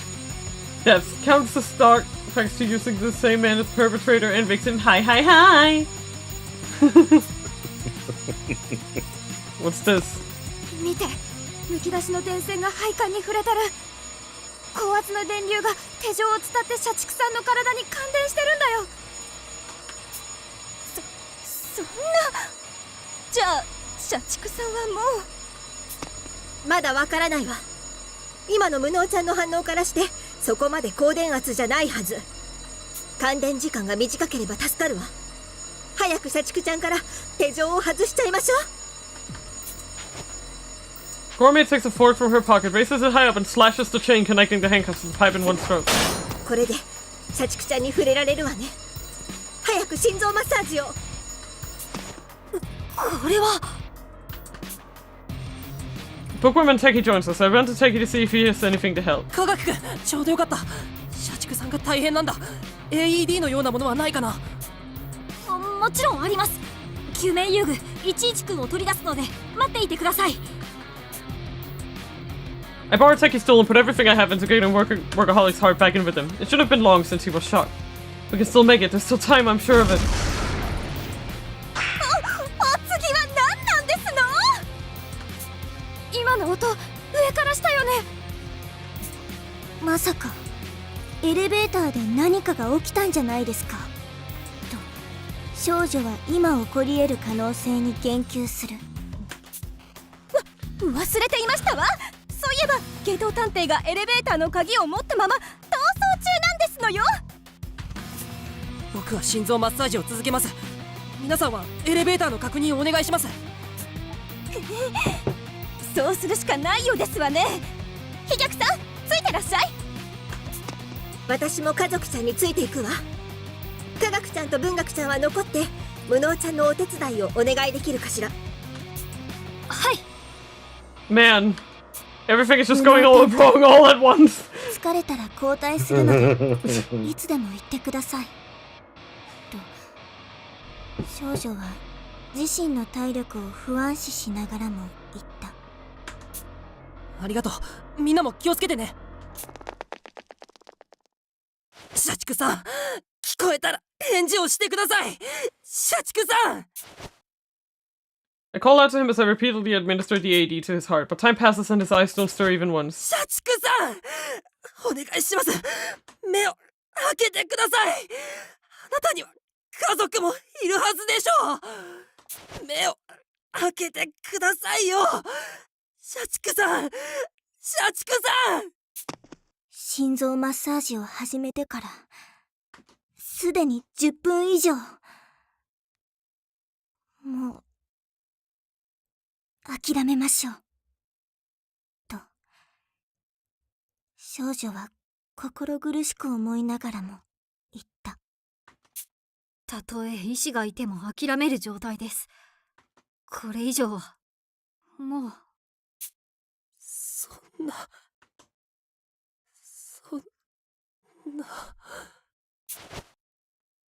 My legs gave out as I sank to the floor. I finally decided to protect the lives of others to the very best of my ability. But the moment Workaholic gave me a chance to put my words into action, he died. What a bitter, darkly ironic end. Apart from the stab wounds on his chest, his body remains untouched, making it harder to accept this reality. Was he really murdered? 誰がこんなひどい真似をしたって言うんだ。もう生き残りは僕たちしかいません。なら犯人の候補は一人じゃないですか。 It's probably Renegade Detective, but I mean, I don't know. That's right, there's no doubt about it. The electrocution caused the alarm, which occurred when the power returned. So Workaholic was killed when the trip breakers were reset. All of us were with somebody else. That leaves only one candidate who could have set this trap. またお前なのか、ゲド探偵。 The timing with which the breaker's trip was too perfect. He planned from the start to escape under the cover of darkness while killing Workaholic at the same time. もしやこの場所に私たちを引き寄せるのが目的なのでは。下道探偵もエレベーターの修理を待っていた一人なのですよねと少女は問いかける。確かに。What Bookworm says makes sense. Even with the key, he couldn't use it while so many of us were camped in front of the elevator. What if he's using Workaholic's corpse and the alarm to distract us? 先ほどの爆弾は下道探偵が自分の使い終えたエレベーターを破壊した音かもしれません。僕らもエレベーターの前に戻ろう。状況を確認しないと。I take lead as we head over to where the others are waiting in front of the elevator. An unthinkable sight awaits us when we arrive at the elevator. なんだよ、これ。Are they all gonna be dead?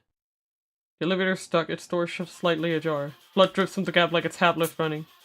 Against my will, the overwhelming stench of blood forces me to imagine what tragedy could have transpired inside. エレベーターが正常に動作していたので、この階へと呼んでみたらこうなっていたのですわ。内側の扉がちゃんと開かず、しかも血まみれで。 Okay, so it's not any of ours. 僕らだけの力じゃ扉を開けられなかったんだ。無能くん手伝ってもらえるかな。 Even with Naja there, you couldn't open it? Holy shit. もちろんだよ。 We all grab the gates and pull up with all combined strength. The metal scrapes along as it gradually shifts. Is this gonna be Renegade's body? The more the gap widens, the more blood spills out. It's like opening a portal to hell. I don't want to look, but I can't bring myself to avert my eyes. Once we forcefully pry the gates apart, a swirl of emotions assails me. Or is it gonna be all of the corpse? Yes! I figured! It's his body! And I'm assuming based on this that his head has been severed. Oh look! Now we finally get to look at those wonderful, wonderful shoes. The pretty shoes. Love them, my boy. I mean, he was a dead man walking anyway, but this is, yeah. They were probably killed by the Duke, and I think as you proposed early on in the story, it's probably Doleful Detective, yes. Yep, the more I play, the more I'm sure. Yeah, like... no. I've been thinking the entire thing, just not talking about it, because it's like awfully convenient. A lot of the things that happen. I'm telling you, the more I play, the more I'm convinced. Yeah. The only part I was confused is the way the story is told. Yeah, and also how, and like, okay, so he lost his family to the Daylight Night incident, right? When he was allegedly 4 years old, unless he's lying about his age. I don't know. But if he isn't, that means that he is, well, because the Duke only started appearing recently, right? So that means that the Duke is probably, could be an apprentice of someone in the Daylight Night. And in that case, could be young, if that makes sense. Yeah. Like, just because the Duke is tied to the Daylight Night incident doesn't mean that they had to participate. They could also be a third party to it. So, yeah, I do think that that's the case. That he was probably an apprentice of someone in the Daylight Night. Also, to think about Doleful, right now, at this point. Yeah. There's just too much nothing about him. Yes, exactly. There's too much nothing. Teki got a tie-in with armor. Gormek got a tie-in with Rowdy. Yeah. Bookie, I don't even need to mention, like... Yeah, we don't even need to mention Bookie, who not only got a tie-in with Mystic, but now with Incompetent, right? And Renegade and Workaholic speak for themselves. It's a protag. Incompetent is a protag. You can make a twist with that, but that wouldn't, like... So far, it wouldn't make much sense. Not for Bookie. Not for fucking Bookie. No, like, I mean the protag. Yeah. I mean, yeah, I guess the protagonist could be the Duke, but I know. Yeah, that would be kind of a weird twist, I think, for the way this goes so far. Yeah. A headless corpse tumbles out of the open elevator. Blood flows from the stump of its neck. I know I've seen this body before. And I'm sorry, I'm not buying. If it's posh, I'm going to be fucking like, what? There's no way it's posh. There's no way it's posh. That body, those clothes could be. I don't know. It just don't feel like it will work. Nope. Doleful though? Oh my god, like still like... Yeah. It could be that they killed each other, but my theory is that they were both killed by Doleful. And then he must have set some kind of trap. Yeah. Or it could be that one killed the other and then the Duke killed the other one. So for instance, say Renegade killed Workaholic and then he killed Renegade. Renegade being headless indicates the color thing, right? Yeah. So my theory would probably be that the Duke... We don't know how it's detonated, but my theory would be that Doleful could either A, already know... No. Like, what we know is that for some reason it had to be... Incompetent had to be involved in it. No. Yes. There has, for it to detonate, Incompetent had to be in some way involved in it because Workaholic pushed for it because he had no other option. Yeah, I think there was something about sending a message from his D-pad, but that doesn't mean that he has to be personally involved. Like, it just means that you need to get access to his D-pad. If he didn't, then what was the point of Workaholic trying to convince him? Because he needs the D-pad. If he could just detonate it. That's what I'm saying, he needs Incompetent's D-pad. He doesn't necessarily need Incompetent personally. I don't think. Because I don't... Like, I've already done that. Yeah, but I think that he might have had an impression that maybe, perhaps... Incompetent was told by Ideal Detective. Fingerprint. He wouldn't be able to take a D-pad and open it. Yeah, that's true. But if that's the case, how did they make it detonate? Like, that's my only theory. Yeah, that's what I'm saying. Literally, Yeah. that's the question. Because my only theory would be that someone operated it in front of him, but that makes no goddamn sense, or that they swapped them, or somehow got his fingerprint. How they managed to detonate without incompetent like involvement? Well, because so the way that Workaholic was phrasing it was that only a set number of detectives can give this command, not that incompetent is the only one in the world who can. Like, Ideal gave him that permission, so, like, if another D-pad existed that also had that permission, no. then they could have used that. Ideal said it. It didn't, like, give a permission. It wasn't exactly implied that Ideal was even the one. Yeah. There's that too. Just assumed that. Yeah. Like, we don't actually know a lot about how it works. Also, we don't know if Workaholic was necessarily right. That's the thing. We actually don't know for sure. Was he given bad information? Let's ask him. He's dead! That's the point, right? He's dead. But if only there was there was Workaholic ghosty. Yeah, but yeah, like, it could be that whoever it was, like, wrung it out of Workaholic, then killed him, and then proceeded to activate the collar, for instance. I don't know. まだカモフラージュの可能性もあります。よく遺体を調べてみましょう。文学さんは離れてて、僕らで調べてみるよ。We cautiously approach what appears to be renegade detective's remains and investigate. 首なし死体だなんて久しぶりよ。And where's the head? どうするわね。Where's the head? 機動探偵を見失ってから猶予は全然なかったはずだよ。誰がどうやって首を切り落としたのかな。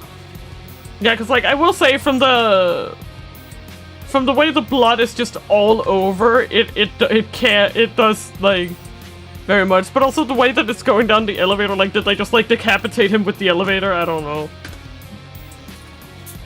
きっと社畜さんが言ってた首輪が爆発したんだよ。これはさすがにひどすぎるね。 And he's the one to bring it up! He's the one to bring up that fucking collar, too. さっき聞いたのは首輪の爆発音だったんですね。Yeah. ですが、どうして爆発を？あの下道探偵がこれほどあっさり死ぬなんてなんだか信じられません。少女は両目を手で覆いつつ率直な感想を口にする。 Okay, let's actually... Is there anything... No, my brain is just trying to find anything out of place here. Like, so what we believe happened... so what is believed to have happened here is that he went into the elevator and then it was deactivated and then his body slumped against the door, which is why it couldn't be opened, because he was kind of holding it closed. Cause of that blood loss. Acute bomb poisoning.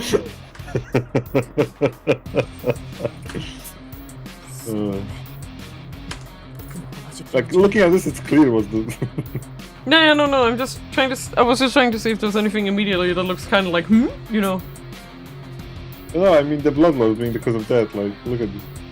Yeah. No way! It looks like the renegade we know so well. But without any head on this corpse, we can't tell if it's really him. Knowing him, it doesn't seem impossible that he's still hiding somewhere alive and well. And then there are further mysteries atop all of this. Yeah, like, cause... Okay, so for Renegade to be alive, this would have had to happen. He would have had to go on the elevator, go up, go to Snark's, find one of the billion corpses that got poisoned in there, find one that looks remotely similar to him, exchange his clothes with them, cut off their arm, and somehow blow up their head, and then put them in the elevator and escape. I don't think he had the time to do that, boys!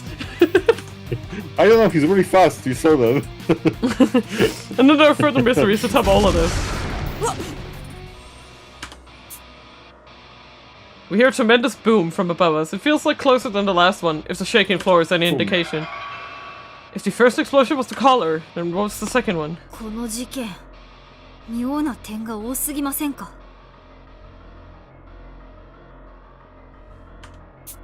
そうね。エレベーターの鍵を下道ちゃんしか持っていなかった以上、呼び出せたのは彼自身だけだわ。でもその下道ちゃんは上の階で殺された。私たち以外の誰かが地上にいたと考えるのが自然かもしれないわね。僕ら以外の誰かが Thank you, Six. まさかずっと地上の研究棟で誰かが上がってくるのを待っていたの？ Wow, that sounds like a great personality.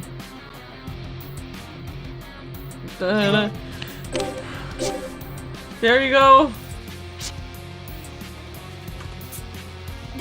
ですが、そうなると社畜さんは誰に殺されたと言いますの？地上で誰かが待ち受けていただなんて矛盾していますわよ。それぞれ別の階層でほぼ同時に殺された2人。Yeah. しかしその殺害条件が矛盾している事件、名付けるのであれば矛盾階層殺人事件といったところでしょうか。と少女は自らの考えを口にした。 Bruh. 矛盾階層。 Everyone apart from Posh and myself was in the lobby. It's an obvious fact that none of us could have killed Workaholic. Renegade Detective's the only one who had the opportunity to kill him, but he was killed too. Could there be someone else on this floor? Or is there someone like me with superhuman abilities to defy these contradictions? ホームズさん、僕はどうすればいいですか？ I asked Holmes, but I don't see her. She hasn't appeared at all since I remember my past. Does that have something to do with why I haven't seen her since yesterday? Or is she choosing not to appear to me? I don't understand what's going on at all. But there's no time to wait. We won't be able to escape this island if we don't unpack this mystery. We're so close to escaping. Our only choice is to solve this case, no matter what it takes.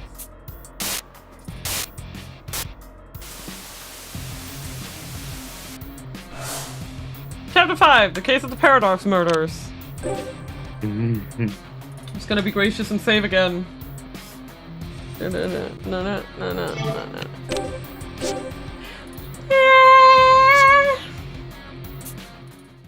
Sorry, that was my battle cry. 本部との連絡はつきそう。That was a battle cry.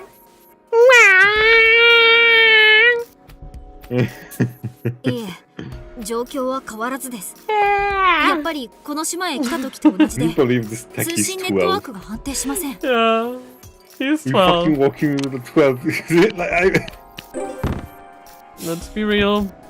17. He is in his 60s. 14. 90. No, we don't have Hey, his. Bookworm was what? No, this is Rowdy, 14. No, Bookworm. Bookworm, Heaven Akutagawa is 11 years old. Jesus and Christ. Uminari Hazuki, 12 years old. 11 years old, 43 cases solved. Yep. What? Is this going to be the mythical 20-year-old with 15 years of experience? And we also have Ryo, who's 17. The only one that has realistic ages is like this guy, like Naja, Mystic, who's probably. Listen, this she's in her 20s. Has some inflation going, like you inflate those freaking boxers, undefeated streaks. Yeah.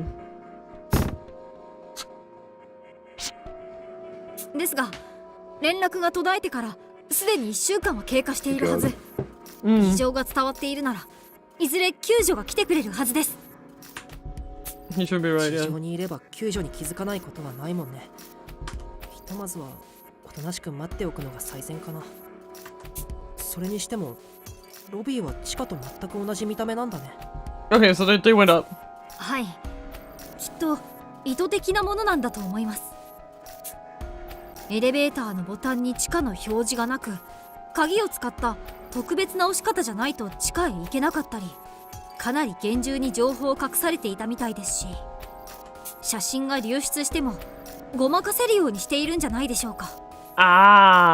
僕がそうだったように、きっとこの研究棟の職員の中にも地下の存在を知らなかった人もいたのだと思います。組織内でもあまり公にしたくない場所だったってことか。 Pretty much. We all have a look around, and while there are traces of an explosion, there isn't anything too unusual. That is, apart from one thing in particular. 無能くん、下道探偵の首を見つけたよ。これはひどいね。It's overwhelmingly graphic. By no means can we let Bookworm's photographic memory see it. We keep watch, ensuring the rest don't notice. The area where the collar was implanted is scorched, confirming the noise we heard before was in fact the collar detonating. やっぱり首輪の爆発が死因なのかな。いや、下道探偵の死因は移動するエレベーターと床に挟まれて首がちぎれたことによるショック死だって。I knew it! I knew it! He did get killed by the elevator. His head was torn off. It wasn't blown off. ほら、エレベーターの扉に隙間があったでし it ょ。 did blow. It also blew. 扉の焦げた痕跡を見るに、あの隙間は首輪の爆発で無理やり作られたみたいなんだ。Wait, what? No, I'm okay. そしてその隙間から首を出した状態でエレベーターが操作されると。ちぎれるってわけか。人間のやることとは思えないエグさだね。The plan was to take into account how old the elevator is, not to mention its lax security measure. Whatever the reason, the case is horrifying. あれ？下道探偵の首に火傷の跡が見えるよ。Yeah, thank you. 爆発が死因じゃないのにおかしくないかな。Thank you. Because the thing is, he would have died at the explosion, so why did the elevator need to tear his head off? The order of things is... 2度目の爆発によるものだね。ほら、下道探偵は予備の首輪を複数所持していたでしょ。Yeah, so you don't need the key to... Okay, so that means that we've eliminated one thing. He wasn't killed by the collar. He was... Another collar was... exploded. Yes, a collar was detonated, but not the one he was wearing. And they might have different fucking conditions. No, the part of his fucking neck was scorched. Yes, and that's what Dolfo is saying right now. That one of the reserve collars scorched his neck. So it's not his own... It's not the neck. It's not the neck explosion. It's the other part of the thing. Yeah, there was an explosion. Just continue. Yeah, but there was an explosion, but it wasn't the collar on his neck. And as we've learned from previous ones, that means his that neck it might... collar exploded. But that's what they're saying, that it didn't. Or are you saying he took it off? They're not saying it didn't. They are, though. They are not.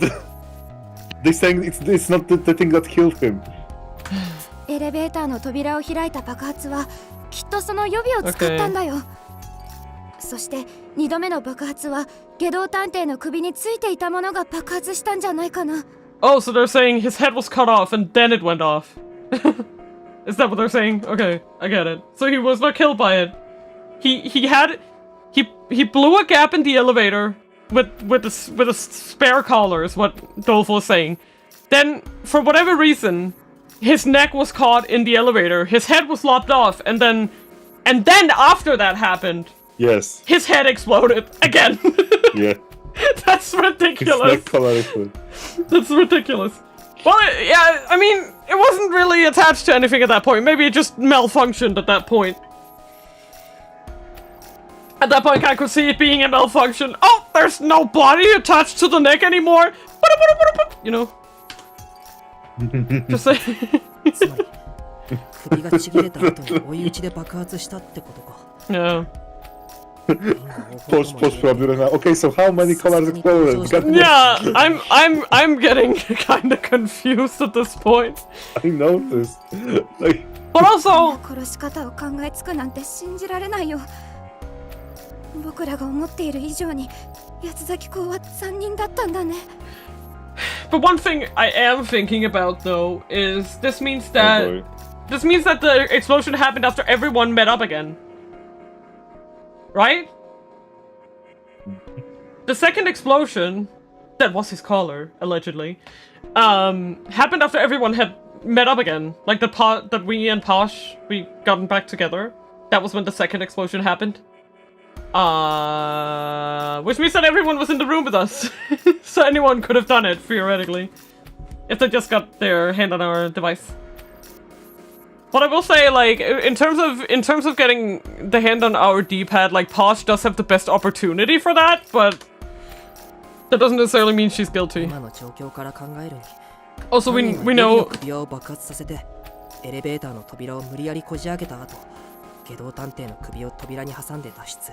Yeah. エレベーターが動いて、下道探偵の首がちぎれた後、地上に転がった首に残されていた首輪が時間差で爆発したというわけか。Yeah. So that means that it just went off. Yeah. Hey, I guess who's gonna go get blood tested tomorrow? Me. They're gonna stab me. Just Stabby. Stabby. I can't make any sense of it. Why jump through all these hoops to kill Renegade Detective with the elevator specifically? It must have something to do with that stupid fucking caller, and I'm really annoyed by it. Holy hell. Also, Nyan Cave, can you stop going live right now? You're pinging me on Discord, and I can see it, and it's annoying. How dare you ping me? Yeah. Wow. You really went there. Wow, he's still going. Yeah. I'm very stubborn. Somebody get that kettle off the stove. No. Yeah, It'd be way quicker and less risky to do away with him by hand. それとこれは多分 Time. 嫌がらせなんだけど、エレベーターの操作パネルにこんな張り紙があったよ。Warning! This button may cause death. Bam. Doleful takes a piece of notepad paper from his pocket, scribbled upon it are the words, Warning, this button may cause death. 確かに死んだね。下道探偵が。死期を悟った下道探偵の渾身のジョークだったのかも。ボタンを押すとき警戒してドキドキしちゃったよ。Also, it's kind of interesting how he just like took it out of his pocket. He didn't like inform of it when he found it. 全然笑えないって。 Then again, trying to inject humor into such a morbid situation would be so very like him. We finish examining his corpse and return below ground. 下道探偵の遺体を調べたら、ポケットから彼が装着していたものと同種と思われる首輪が見つかりました。確か社畜さんも言っていたと思うのですが、これは探偵デバイスなどの通信機から起爆を命じることにより遠隔操作で爆破可能なメカのようです。 But this also means if you can intercept and copy the signal, then you can do it. Like if it just requires a certain transmitter, then デバイス obviously. から命令ってどうすればできるの？僕らが連絡を取り合っているメッセージ機能で対象に特定のキーワードを送るだけです。今後は分かりやすくこの行動をコマンドと呼びましょうか。 Okay. 内部データを解析してみたところ、起爆の条件が3台以上からのコマンドであることも分かりました。 Okay. So this means that it requires murder by committee. 3台以上からのコマンドが必要。つまり3人以上が下道探偵にメッセージを送らないといけなかったってことか。 Or 3 devices, at least. Workaholic said that he needed my help with the detonation, so he planned to have me himself and an unknown third party use our D-pads to trigger it. ちなみに不用意に裏面を開くと内部データを見られないよう自爆するセキュリティ機能もあります。何やらスパイ映画じみていますわね。そちらを利用して起爆することは叶いませんの？装着した状態では裏面は開けませんし、開いて10秒足らずで爆発するので、計画的な活用は難しそうです。小型の爆弾として使うのがせいぜいかと。エレベーターの扉をこじ開けるのには使えそうだけど、それ以上の使い方は厳しそうだね。Did the culprit sever Renegade Detective's collar, remove it, and then detonate it? No, that'll take too much time and leave even more evidence. It'd make more sense for it to be detonated the standard way, remotely. 誰がデバイスから連絡したかまではわからないかな。残念ながらそこまでは。実際に爆発した首輪は木っ端みじんで調べようもありません。これまでに死んだ方々のデバイスを利用すればどうでしょうか。It's definitely a fair question. 少女は第三の可能性を提示する。それは盲点でしたわね。ですが指紋認証があるから本人以外は使えない決まりでしょ。 Just lob off a finger and you got it. 指を死体から切り取って持ち運べば良いだけだねと少女は回答する。 A girl of my heart! We should plan a murder together. 可愛いお顔なのに発想がデンジャラスですわね。ですが確かにあり得る可能性です。指の1本や2本でしたら持ち運びも容易ですしね。もし犯人が八つ咲き講ならそれくらい平気でやるだろうね。あ、そういえば社畜さんや芸道が通常とは異なる起爆方法があると言っていたよ。もしかしたらその方法を利用したのかも。なるほど、それは調べる必要がありますね。ありがとうございます。社畜ちゃんの検視も済んだわ。彼の死因は長時間の感電による心肺停止ね。胸の刺し傷など誰かと交戦した後も見られたけれど、それはどうやら死因とは無関係みたい。出入り口のシャッターに異変は見られなかった。この地下研究棟は僕らが来てから現在まで外部から完全に遮断された状態だね。犯人はこの中にいるってことかな。 But we've all been moving about together, so our alibis line up perfectly. I'm again reminded of Bookworm's remark about these killings being paradoxical. Both of them died at virtually the same time, one above ground and one below. If we fail to address that, then we won't solve this case.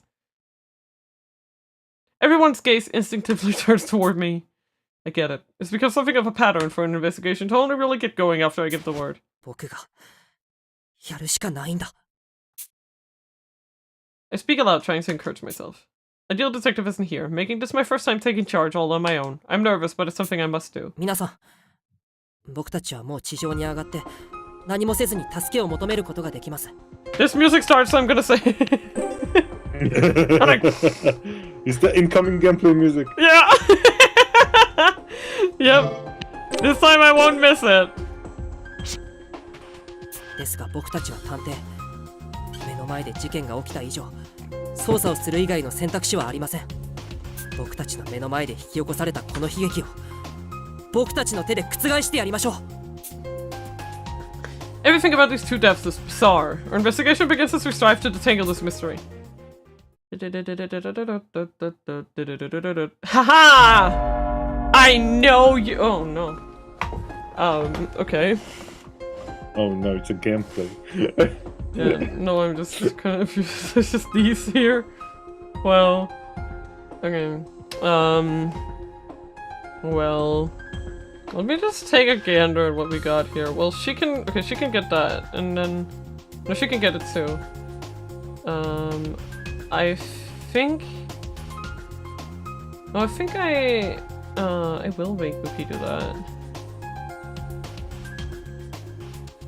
何か用ですかと少女は視線を上げた。はいはい役に立てましたかと少女は問いかけた。何か用かな。 Oh, perfect. どうしたの。 Should he? Yeah, love your 僕に任せて。 love your long ass inspection. Is there anyone else who can? I think he can actually reach perfectly. 僕が解決しましょう。 But wait. We have to go in this way? Wait. You have. Okay, well, I'm just gonna map white move him here. Because we do need a... Oh, wait, no. 僕にご用ですか? It's so easy to hit that button. He only has one inspection, I believe. Yeah. Kinda makes sense.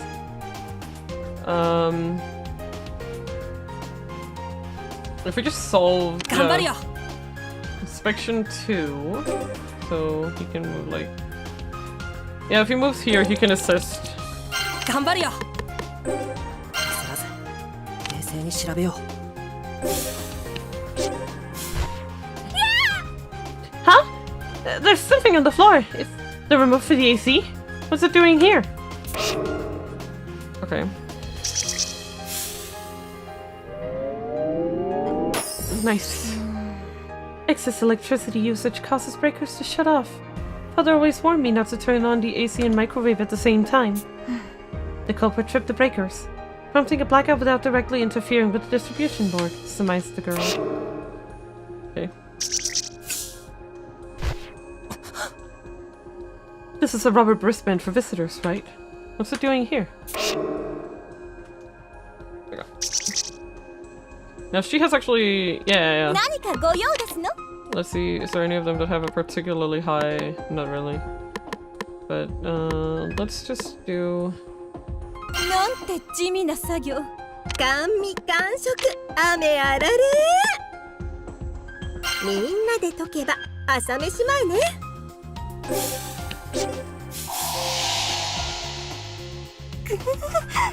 Maximum speed and temperature? How extravagant. I mean, unusual. The timer set just before the crime, meaning this remote surely played a part. Nice! This wristband glows in the dark. If Workaholic had this on, I bet you could locate him even in a blackout. If one were careful, they could also control when he was electrocuted, sort of like flipping a switch. Nice. Okay. There's like 15, and this one's 11. Okay. Well, yeah.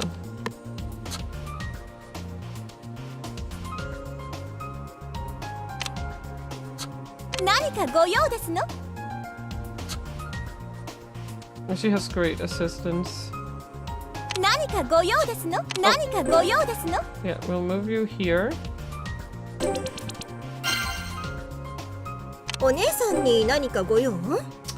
I want her to be here. Oh well.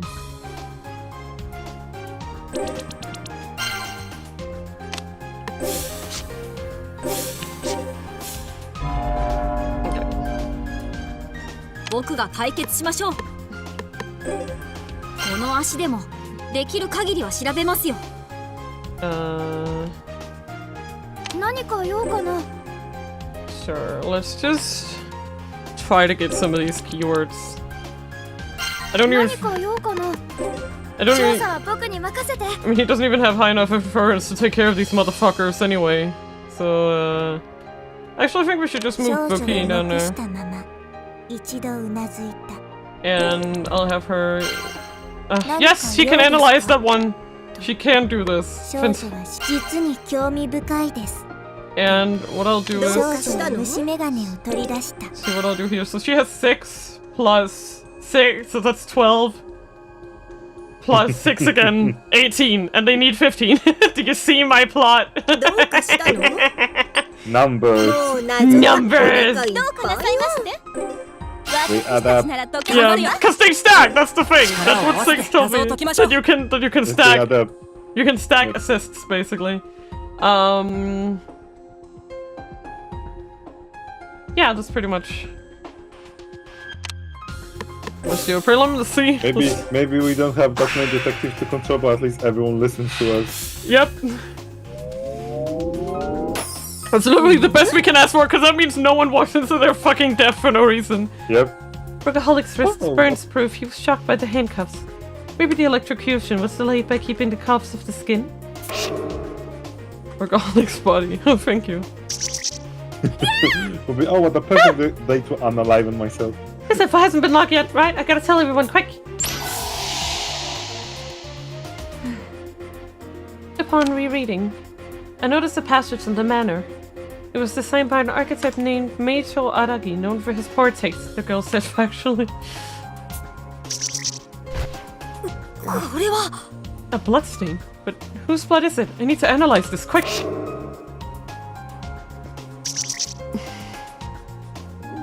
Actually, yeah, speaking of... How bad is it? 5, yeah, okay, so it has to be either Posh or this guy, but I do kinda want him to go here. He can still move, can he? Yeah, sure. He'll be stuck here anyway.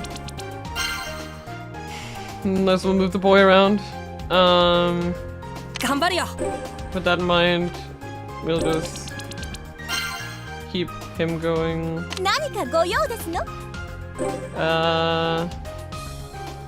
I think, yeah, Doleful will just have him snapping by these keywords. Oh, we need someone to search up here. Yeah, Doleful's moving up. Kun.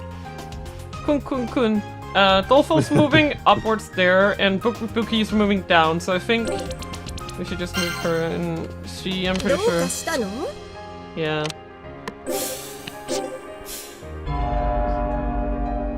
I'm actually doing quite well for myself, if I do say so. I do think I just want to keep him on the points, and then he can... Yeah, so if you just move up here...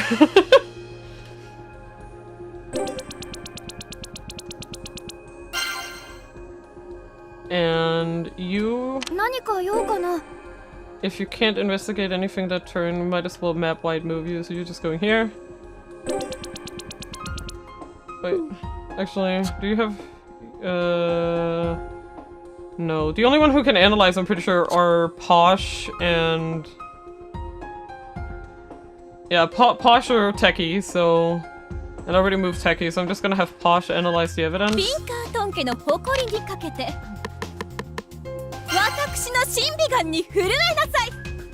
And you will just... You'll just move here. I'll just like swap him by the keywords, and then he'll go up to that last point. You... I'm just gonna keep... Do I just do... Because she can't really analyze anything, so I might as well just move her ass down here. And then we'll have her infer those way after her turn, the next turn. She just has to go next to this point and then infer it, I'm pretty sure. So we just do that when it gets so far. You... Oh, actually, she could also. Her inspection is like 4. Yeah, sure, we'll move you over here. I'm being less cautious about using map-wide movement, because I realize that's also part of my issues, is that no, we use their normal walking speed, you know? And I'm like, no, Mina, stop.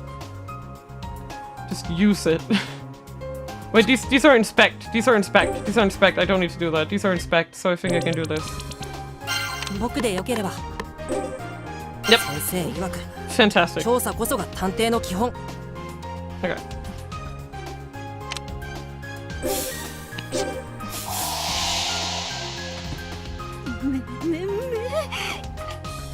Incompetent aside, only workaholic was bleeding. He fought somebody prior to being electrocuted and washed his wounds in the shower. Does this photo belong to Posh? Oh, nice! Photo of happy employees. Nice. After dinner, in my infinite wisdom, I reflect upon the day's events and chart our next course, as one would expect of a chief detective. この屋敷に閉じ込められてから丸1日。とてもまずい状況ですわね。Although we have access to ample provisions, morale will inevitably crumble in due time. Those are such temperamentless rowdies, blunt with a strong sense of justice, could run amok at any moment. I must keep them in check. 理想探偵。ホームズさんならもっとうまくまとめたのでしょうね。I recall the face of my internal competitor. Ultimately, I was never able to best her. A knock sounds out the door, breaking me out of my reverie. Keeping my guard up, I open the door to see Workaholic. In his hands, he holds a teapot that I remember spotting in the dining room. 監視カメラの映像でまだ起きているのが見えてね。考え事があるならお茶でも飲みながら一緒にどうかな。あら、庶民の割には気が利きますわね。そのお誘い喜んでお受けいたしますわ。 Black tea is mental fuel for the noblewoman, after all. Workaholic beckons me to sit on the bed before pouring some into cups on the desk. After adding in my preferred amount of sugar, he prefers the drink to me with meticulously practiced ease. The full-bodied aroma wafting from the cup soothes my weary mind. 昨日からずっと無理をしているみたいだけど、大丈夫かい？無理など全くしていませんわよ。上流階級をなめないでくださいまし。強がらなくていいよ。君はリーダーと本当に仲が良かったじゃないか。彼女もよく語っていたよ。家族くんはいつか必ず開花するとね。ホームズさんが私を？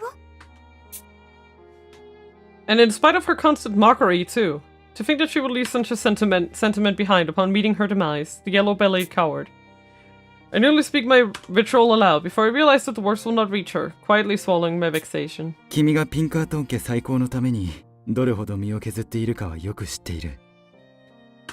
身辺を調べられるリスクを承知で、アーリアル・アラン・ピンカートンという本名まで公開して活動しているのは君くらいだ。素晴らしい覚悟だと思うよ。Why is she named after a font? That's all I can think. What? Arial. でも、だからこそ心配でもあるんだ。みんなをかばって死んでいったリーダーのように、君もまた身を削りすぎてしまうんではないかとね。He has me pegged. I feel my voice hitch in my throat. However, a proper chief cannot allow such commentary to faze them. Thus, I maintain a cool demeanor and give my reply.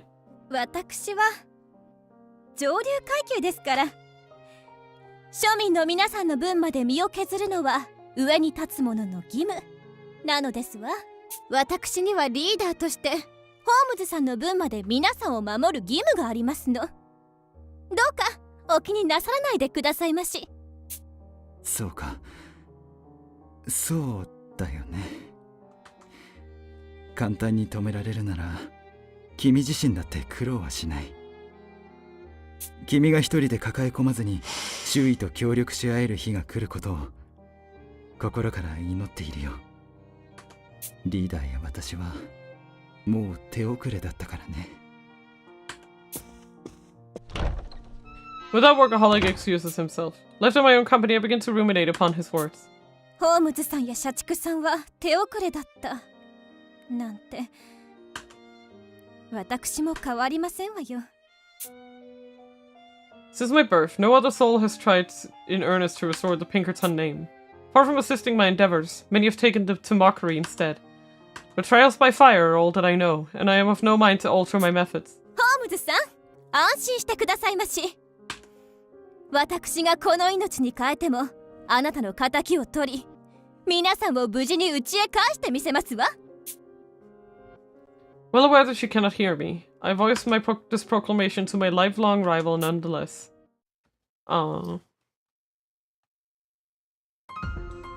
Jesus. 何かご用ですの？ Okay, we're just gonna slowly send her toward this. どうしたの？ Yep, that's pretty much it. Alright. I'm just gonna check if this is correct. 少女は黙したまま一度何か用ですか？6両です。どうしたの？調査は僕に任せて。何かご用ですの？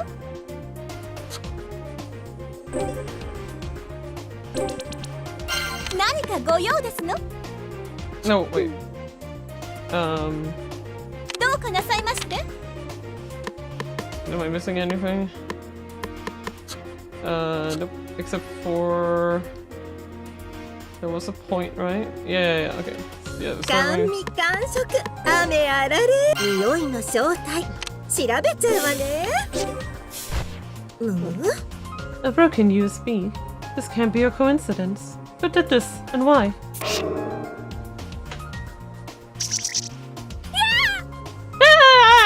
B-word! Is this renegade detective's parting gift from the netherworld? The girl asked. Petting the stuffed animal and disabling the bomb as Techie instructed. Oh, these are bombs. Okay. Yeah. Okay. Now I'll go to... Actually... It's a 5. Okay, I already put him right next.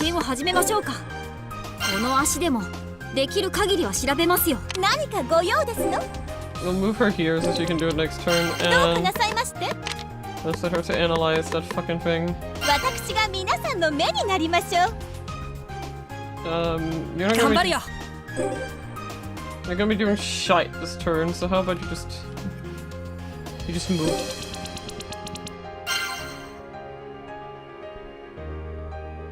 Okay, she's already done, so she can just move.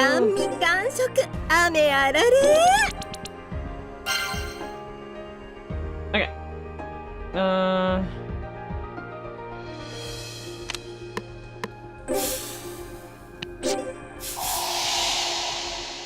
I'll be fine. As I thought, the data stored on here is yet intact, meaning we can still make use of it. The noble abstemiousness has carried us to victory, According to Techie's analysis, there's a special method for triggering the collar recorded on there, correct? I should report this data to everyone else, right? Or maybe not? No, better safe than sorry if I'm unsure.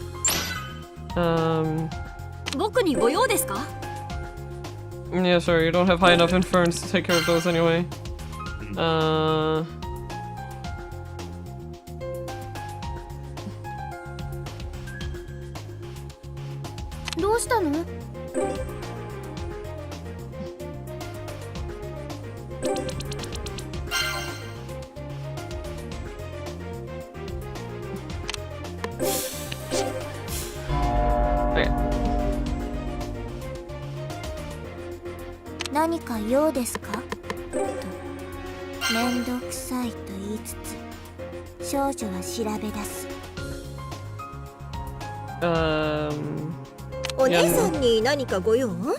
I'm sending her down here. Yes, I do. Yeah, I need her. I need some stronger. I need some strongy boys on the fucking the point. Get on the point. Get on the point, boys. Get on the point. I feel like I'm playing what's that game called? The one where you capture people. Is it just called Capture the Flag? Like the one where you do that. The one where you do exactly that. Capture people's flags. It's a type of game mode, yeah.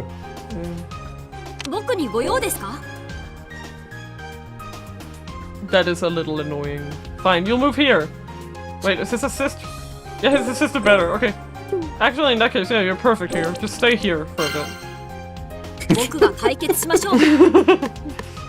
And I put you there.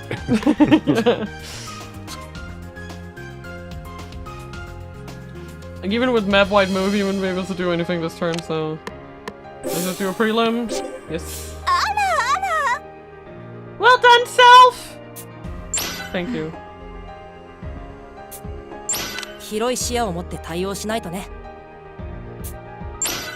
Alright. Well, we can't really do much, but we can move you. We can move you, so let's just do that, and... yeah, we can't really do anything else. Alright. Now we're good. Okay, she has great assistance, so... she has very garbage inference, but okay, we need...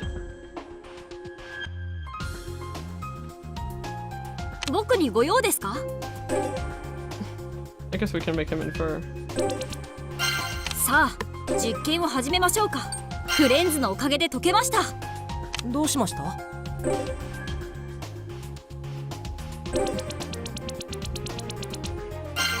And then with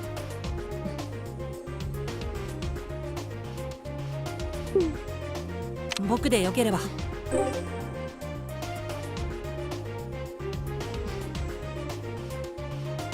Yeah, if we move him here, his yeah, it's gonna be, and then she has also like really high assist. Yep. 何かご用ですの？ When we move her here, then they're just gonna assist the fuck out of Teki next turn. And what else are we missing here? Yeah, you will do. You will inspect right 調 here. 査は僕に任せて。 Tiny man, and you. 少女は黙したまま一度うなずいた。 Do I? Okay, yeah, you know we can dismantle this one. はいはい。私たちなら謎を解けます。甘味完食、雨あられ。どうかしたの？ Like I guess I can both take care 甘 of 味 them. 完食、 Why not? 雨あられ。 Then we don't have to deal with them. どうかしたの？ディナーの前に解いちゃいましょう。 Prelims. These bumps shouldn't be too much of a hassle as long as we pay attention. Time to put this naughty bear back in its toy box.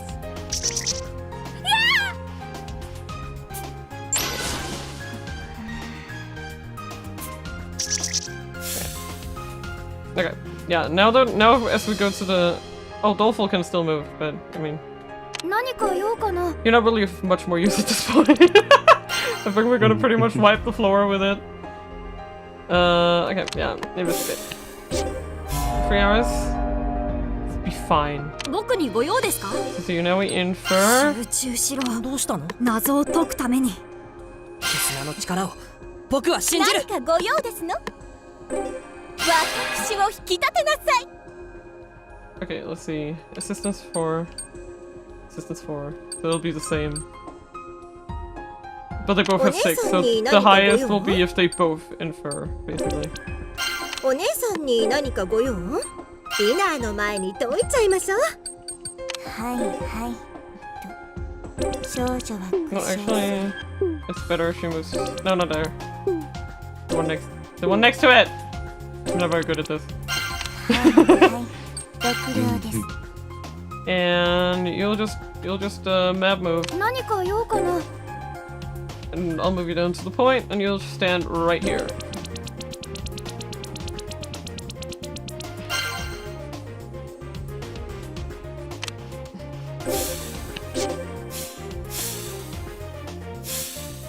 Eight left.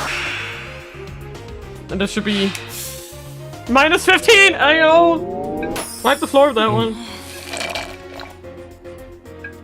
I've checked every PC in here. They were forced to shut down, so they were all went on with the outage hit. What if the culprit used them to trip the breaker? Evidence acquired, PC.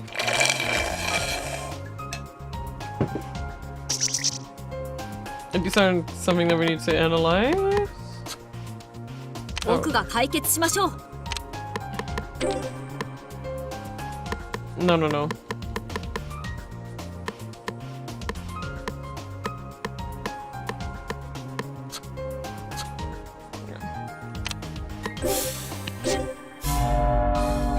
We'll be fine, boys. どうしたの？ Right, I can't do it yet. It really doesn't matter, but I'll... さあ、次の謎を探しましょう。 I'm just gonna check, but I don't think I missed anything. Got all the motherfucking keywords, boys! You know what? Let's move... Let's move all the gang down here just for fun. Let's line up all the little cute... Let's line up all the little cuties.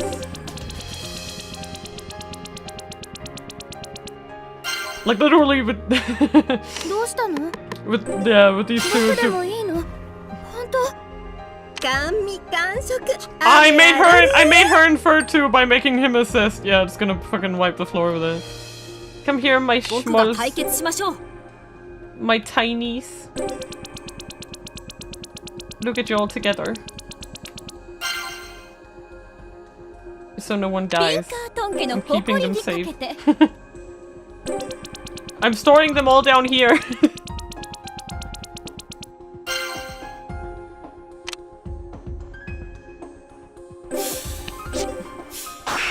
Let's see how it is. 10. Perfect. Renegade has no wounds that suggest an assault. His neck was abruptly severed, an instant kill. How'd they do that with a loose cannon like him? Renegade's body. Okay.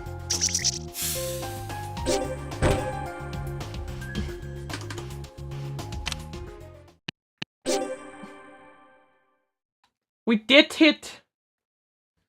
And ain't that a perfect time? I even got the chance to save! Wow! Alright, that's fine. I literally just saved. Wait, I should probably go through the segment. I'll pull out a little longer today, because I'm not gonna remember this! First try, nice! I think after watching that one guy do a guide on the last one, I kind of figured out a little more about how I should be playing. Also, I'm sorry, but the only boosts, like, they are much easier than the first ones. Yeah, this one was piss easy. Like the previous ones were just gimmicks that just were annoying. Oh yeah, the SPX ones are forever gonna be the worst ones. Yeah. Oh no, the SPX actually for me was fine. The problem was, you know what? The fucking like suiciding. Yeah. We reconvene in the ground floor lobby after completing our investigation. こうしてようやく地上へ上がれたわけですけど、結局救助を呼ぶことは叶わないのですから意味がありませんわね。Yeah, I'm getting quite okay at it though. 地上に上がってさえいれば、救助船が近づいた際に通信可能だと思います。1週間以上も連絡が絶たれているのですから。いつ救助が来てもおかしくありません。地上に上がれたのはいいことですよ。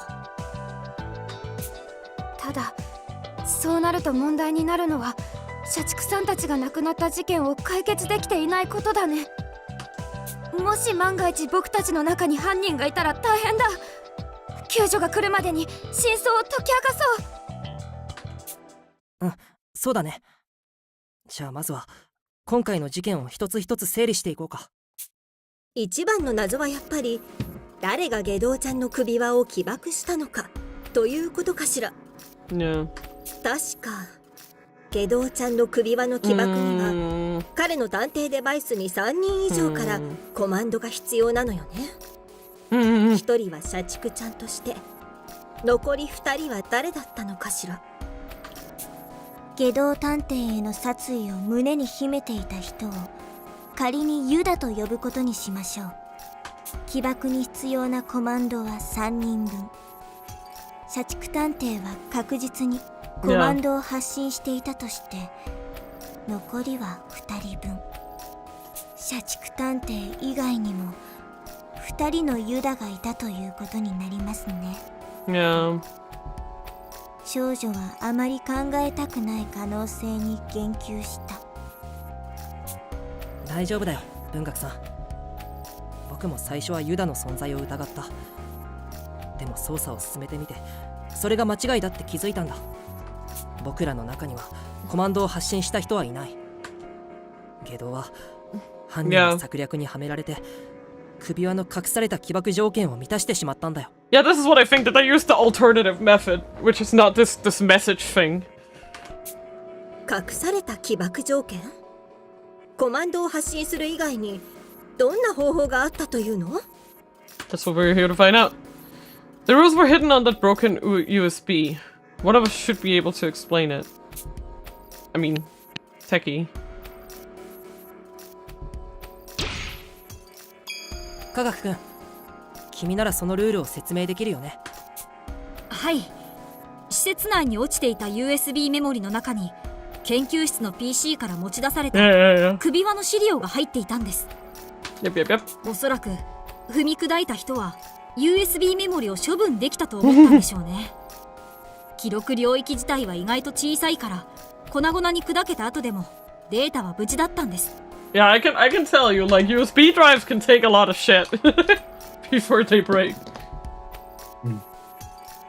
Like, I have this one that I'm using right now, and I was sure this thing, there's no way this thing works. It works! 芸道探偵の首輪にはどんなルールがあったと言いますの？そのルールを生かすことで犯人は外道探偵を殺したんですわよね。はい。ルールを理解していた犯人は外道探偵が取るであろう行動を予想していたんだと思います。外道探偵を殺すためなら文字通り命を賭する覚悟があったんだ。まさかその人って。Yeah, it was workaholic. Yeah, that kind of makes sense. Yeah. 外道探偵を殺したのは Yep.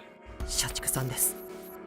I think that's the most realistic way to think about it. 被害者であると同時に加害者でもあったんですよ。Like that one killed the other, and then the other one was then killed by the Duke, probably. 彼は死ぬ間際にルールを生かして外道探偵の首輪を起爆したんです。Are you saying he died so that Renegade would die? もったいぶるんじゃありませんわ。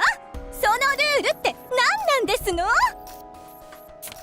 それは監視者に設定された探偵が外道探偵の所有する探偵デバイスから半径10メートル以内で死ぬとコマンドが発信されることです。Okay. この監視者に設定された人には心臓の鼓動と連動するチップが埋め込まれていて、心肺停止状態に陥ると自動でコマンドが発信されるようです。なんて恐ろしい話ですの。そもそも監視者とは一体。それは分かりません。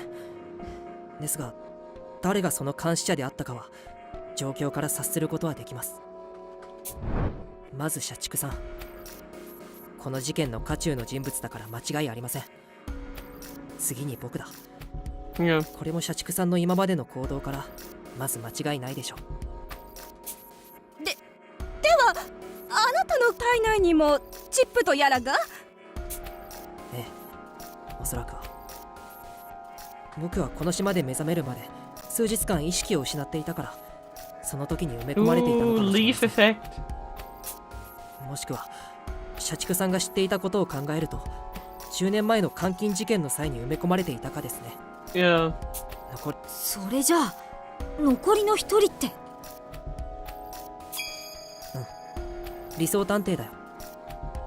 彼女は僕が初対面の外道探偵に襲われた時に首輪の起爆を脅しの材料に使っていたからね。理想探偵が死んだ際、おそらく外道探偵は10メートル以内にいた。だから一人分のコマンドがすでに発信されていたんだ。つまり外道探偵は残り2人分のコマンドで死ぬ運命だったというわけですわね。 Wild. あれ、理想さんが死んだ時外道探偵とはかなり距離が離れていた気がするよ。それに理想さんが亡くなってからもう1週間くらい経っているのに、そのコマンドは残っていたのかな。 Smashes the stream wall with a chain claw. Mina and Argo goes, by the way, I'm not fixing the hole in the wall. It's okay. We've plenty of wall fixing money. 私が記憶する限り10メートル以内かどうかというところだったわね。ギリギリ届いたか、もしくはゲドウちゃんの暴走を予期してコマンドを発信済みだったんじゃないかしら。 We're investigating and deducing. We're being detectives. 探偵は今回みたいに首輪をはめた対象と一緒に閉じ込められる事態も十分に考えられる立場。一度発信さえしてしまえば消えないでしょう I'm から、 sorry, I just read something stupid. Like, my pronouns are USA. 起爆に必要なコマンドの数が3つで監視者も3人。監視者全員の同意を得なければ起爆はできないわけですね。Yep. 社畜探偵が無能探偵の説得をしつこく試みていたのも納得ですと少女はこれまでの出来事を思い返しながら言った。あれ、でも待って、死んだ時にコマンドが発信されるのは分かったけどおかしくないかな。理想さんと社畜さんが亡くなった時にコマンドが発信されたとしてもあと1人分足りなくない？足りないからこそ社畜さんは無能くんの説得を続けていたんだよね。そこが謎だったんだ。でもその答えはすごくシンプルだった。実は通常時に発信するコマンドと心肺停止時に発信するコマンドは別扱い。つまり事前にコマンドを発信した状態で死ぬと1人で2人分を賄うことができるんだ。どこにそんな情報が？社畜さんだって一言も言っていなかったじゃありませんの。ええ、それこそが社畜さんの仕掛けた罠だったんです。Yeah! And that's the point. He found out about the exploit and didn't tell anybody. I'm just saying, this sounds like an exploit that detective agency should look over. Like, what was the point of the fucking color system? きっと僕にしつこく迫っていたのも作戦の一つだったんだと思います。僕が交渉に乗らなければ起爆できない。そう思わせておいたからこそ、外道探偵は油断していた。自分の近くで社畜さんが死ぬと首輪が起爆するなんて思ってもいなかったでしょうね。自分が外道探偵を殺せればよし、返り討ちにあったとしても自分が殺されれば相打ちには持っていける。社畜さんが命を懸けると言っていたのは決して誇張ではなかったということですわね。Yeah. 社畜ちゃんは初めから死ぬつもりだったのかしら。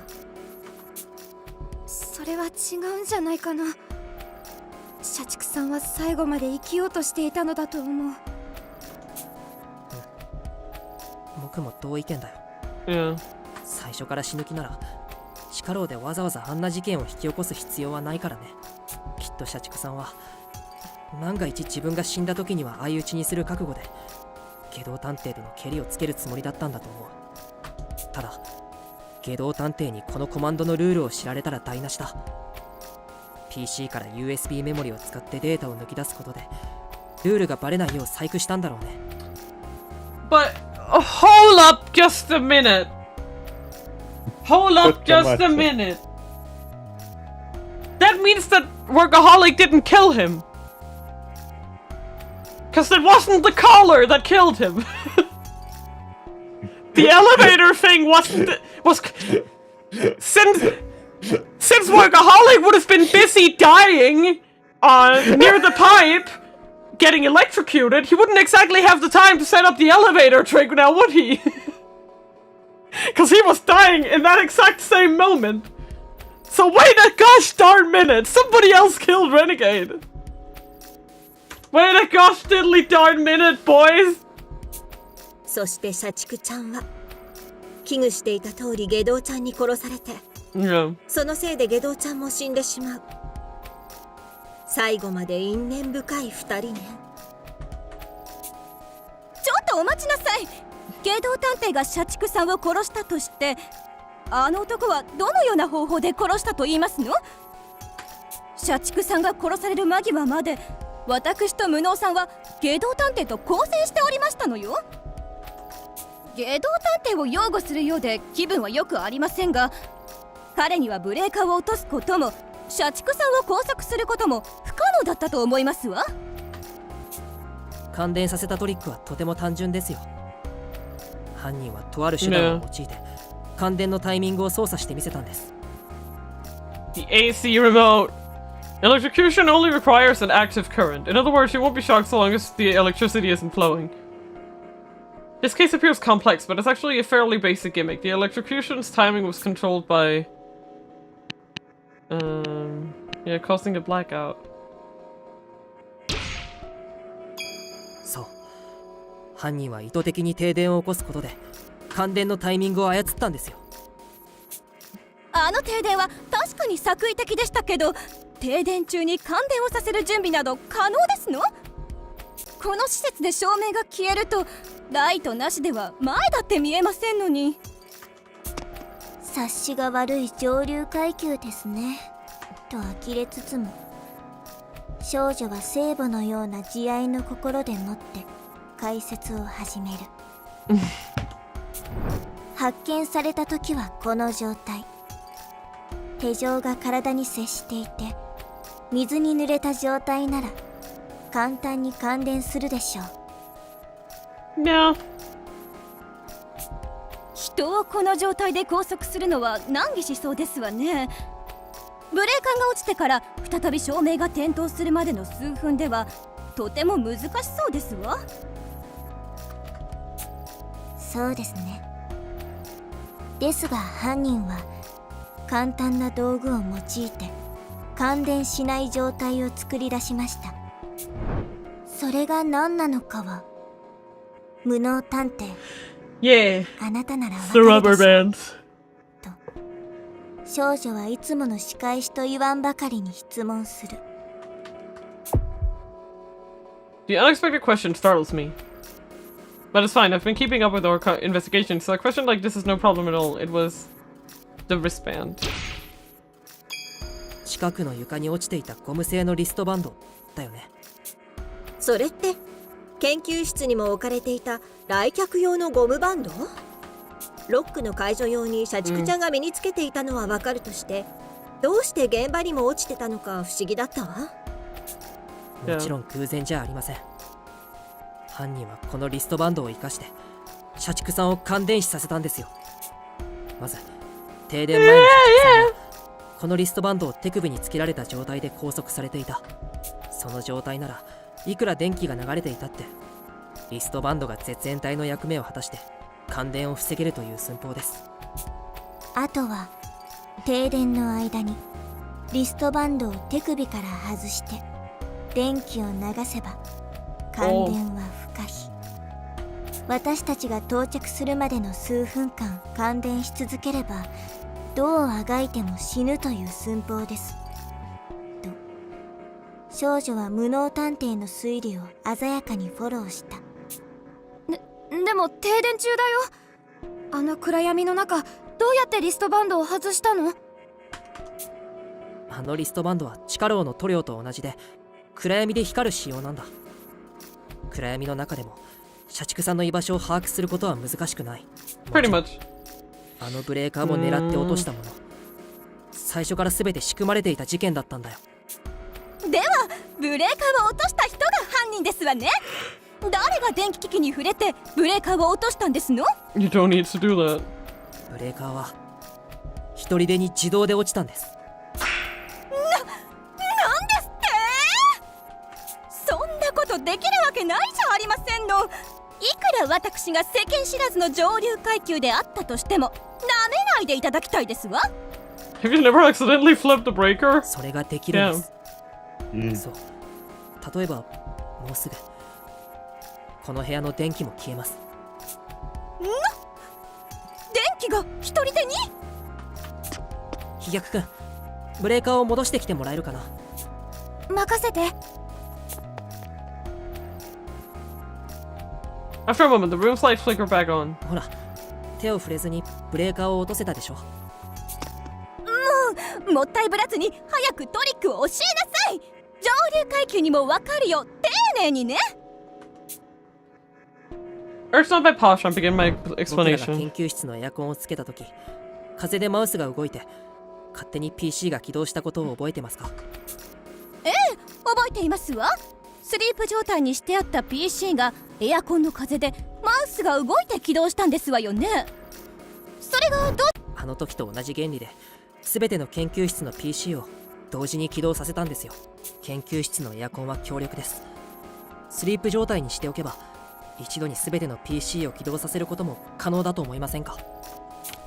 どんな家電も起動時が一番電力を食いますからね。あれだけの数の PC が一度に起動すれば瞬間的に電力が跳ね上がってブレーカーは落ちてしまいます。それにエアコンには指定した時間に起動する機能もあります。事前に準備だけしておけばあとはエアコンが起動するのを待つだけでいいんです。なるほど。このトリックを使えば自分の好きな時刻に停電させることが可能ですわね。 Pretty much. 芸道探偵はこのようにして私たちと交戦することでアリバイを作りつつ社畜さんを殺害してみせたということですわね。でもその直後外道探偵自身も無残な死を遂げた。無能くん、あの後外道探偵の身に何が起きたの？この事件の全容を教えて。分かった。改めて一から順を追って説明するよ。異なる階層でほぼ同時に起きたこの複雑怪奇な事件の全容をね。前提としてこの事件はつながっているように見えて実は全く別の事件。2つの死が結果的につながったことで起きたものだった。まず被害者の一人である社畜さんは、たとえ自分が死んでも下道探偵を殺せるようコマンドを発信していた。ルール上、あとは僕がコマンドを発信するか、社畜さんが死ぬことで下道探偵の首は爆発する状態だったんだ。そうとは知らず、下道探偵は社畜さんと僕らを追い込むべく行動を始めた。遺体の状態からして、きっと下道探偵は僕らを施設内アナウンスで呼び寄せる前に社畜さんと交戦し、どこかに拘束していたんだろうね。Yeah. 家族さんを人質に取ることに成功した下道探偵は、ブレーカーを落とすための細工と社畜さんを感電死させるための準備を始めた。トリックはとてもシンプルだ。気絶させた社畜さんを手錠で拘束して、ゴムバンドで絶縁状態にし、手錠を電線とつなぐ。これでゴムバンドさえ外せば感電死させられる状態の完成。Sorry. あとは呼びつけた無能さんとブレーカーが落ちるまでやり合えばトリックを完遂できますね。The EPs just hit me all at once. おそらく無能さんへの嫌がらせじみた行動も私たちを分断させるための罠だったのでしょうね。No, Futon-san! No.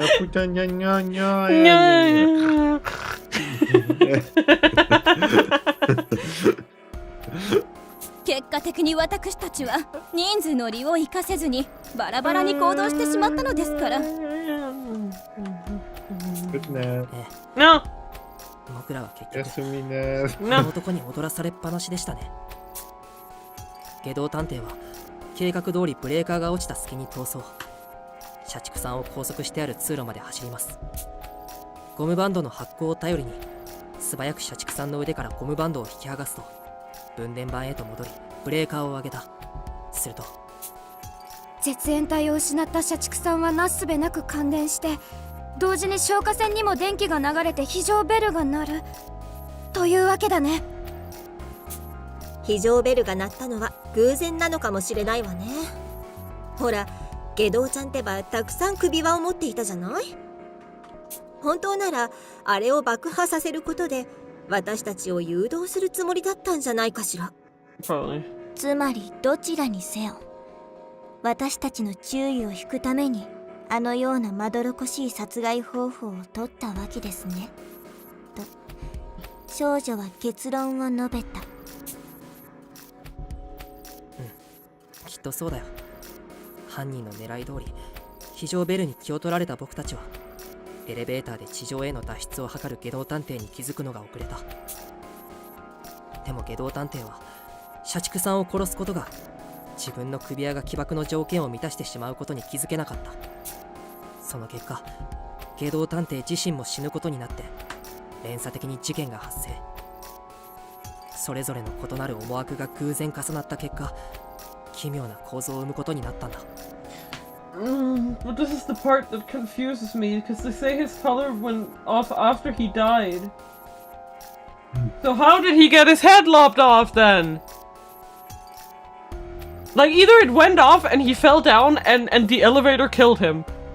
Or the elevator killed him, his head rolled and then the collar went off.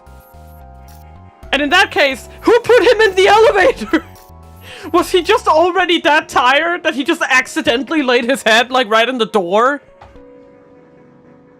Like, what's happening at this point? That's what I don't get. To me, it's still a mystery. でもそうなると下道ちゃんの死に方が妙じゃないかしら。 Thank you! Oh my 捜査 god. 前に共有を受けた話ですと、下道探偵の死因は首輪の爆発ではなくエレベーターに首を挟まれたことですわよね。おそらくエレベーターの扉が不調で動かなかったんですよ。 Yes. この階にエレベーターがついた時も力ずくで開けましたよね。きっと下道探偵も同じ状況に陥ったんです。そっか。下道探偵は片腕を失ってたから首輪の爆発でこじ開けようとしたんだね。 Right, here he goes. I'm glad the characters at least addressed this. Yeah, real. Yeah, それで okay. も生まれた隙間はわずかだったから、 Oh.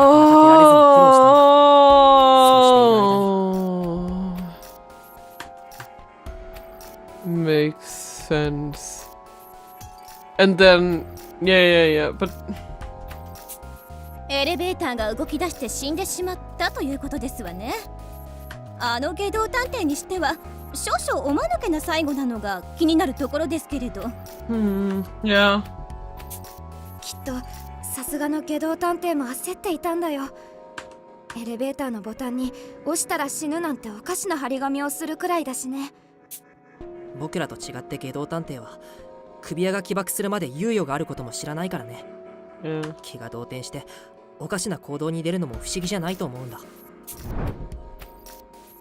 Essentially, each of these two deaths was inadvertently caused by the other. It seemed like an unsolvable double murder at first, but the perpetrator unwittingly took their own life when they killed Workaholic. The culprit is obvious. Yeah, it's Renegade. There you go. Wait, I'm confused. You're saying Workaholic's case? Yes, Renegade. 外道探偵こそが今回の2つの事件を引き起こした犯人。he's responsible for his own death. Suddenly the phrase Renegade warned death flashes through my mind. 外道探偵は笑っていた。He should have been panicking as his doom drew near. That would explain why he did something so illogical. But his satisfied expression gives me pause. 本当に僕の推理は正しいのか? I think it's sussy as all hell. I'm sorry. If Renegade Detective is the culprit, then this case is closed. The most suspicious person of all got what was coming to him. Death. Workaholic and Renegade. Their bond ended in mutual destruction. It's just all too satisfying, isn't it? It leaves a bitter taste, but from here, all we need to do is wait for help without any further mishaps. It's the best possible outcome for us. So why am I still so uneasy? そうか。I realize why my concern lingers. It's my lack of faith in my own abilities. In the end, I still have no confidence. Until now, Holmes had always been there to keep me afloat. When I was uncertain, she smiled at me and told me it was okay. She's my courage. But now she's nowhere to be found. Not having her here makes it really hit home just how much support she gave me. ホームズさん、僕のこの推理は正しいんですか？教えてください。もう一度姿を見せてください。ホームズさん。Just then sparks flare past my eyes. And my perfectly clear vision goes white. Yes? Then why do we go with the we still have the invincible detective being kind of like. Well, they said it was Renegade. No, they assume it was Renegade. He said it was him. And you trust fucking Nagito. I mean, it didn't seem like he was lying in that specific case. No, he was fucking around, literally in the scene. Why would he lie about his own past like that? Like, if everything else was true, he's like, oh, the only thing that wasn't true was him being called Invincible Detective. Because everything else was true from what otherwise we know. We know that he was taken hostage. We know that he escaped. All of that is true. But you're saying that one thing he lied about? Specifically? Doesn't make sense to me. I mean, I guess, but I'm just saying. この光景は最後の最後でこんな結末を見てしまうとは、やはり理想探偵の役割など担うものではないな。I hear the voice of someone I've longed to see. サイカちゃん。That name from so long ago slips past my lips. Holmes offered a sweet smile in reply. ああ、よかった。やっとその名前で呼んでくれたな。君も思い出した通り、私は君からさん付けなどされる女じゃなかったんだ。なんだかずっと脇腹をまさぐられているような心地でむずがゆかったよ。どうしてずっと姿を見せてくれなかったの？それにこの空間って。最初に言っただろう。今の私は死に際の後悔が生んだ残留思念だ。私はかつて君に守られたことで君の担うはずだった理想探偵としての運命を肩代わりした。だが情けなくも志半ばで八つ咲き校に敗れ命を落とした。このままでは何も知らない君にもう一度理想探偵の役割を担わせてしまう。その罪悪感が生んだ存在こそ今の私だ。故に君が全てを思い出した今、お役御免となったわけさ。徐々に意識の落ちる時間が伸びていったのも君の記憶が取り戻されていたからだよ。果たすべき使命を全うするに従って私の存在は脆弱になっていったのさ。間もなく私の意識は完全に消滅し、二度と会話することも叶わなくなる。詩的に語るならば二度目の死というやつかな。二度目の死ってもう会えないってこと？そうなるかな。待ってよ、ようやく君のことを思い出せたのに。そんなのあんまりだよ。I reach my hand out to touch Saika, but she's a ghost. But my hand slipped through her like I'm grasping at fog. I can see her so clearly and I can't even feel her. そんな、前は夢の中なら触れられたのに。悲しまないでくれ、ワト君。本当なら私はあの時君とろくに言葉も交わせずに死んでいたんだ。悲劇ばかり見せるエンドシーングなど心底嫌いだったが、こうして私たちをもう一度出会わせてくれたのだから少しは感謝しないとな。やだよ、まだ行かないでよ、サイカちゃん。まだ僕は探偵として全然未熟だよ。君と話したいことがたくさんあるんだ。ワト君、ずるいな君は。やっと死ねると思ったのに最後の最後に未練ができてしまったじゃないか。Saika stretches her hand toward my face. It's transparent like glass. The scenery beyond us is visible in her tearful eyes. だけど悲しんでいる暇なんてないよ。君が今目の当たりにしているこの光景はこの先の未来で起こりうる悲劇だ。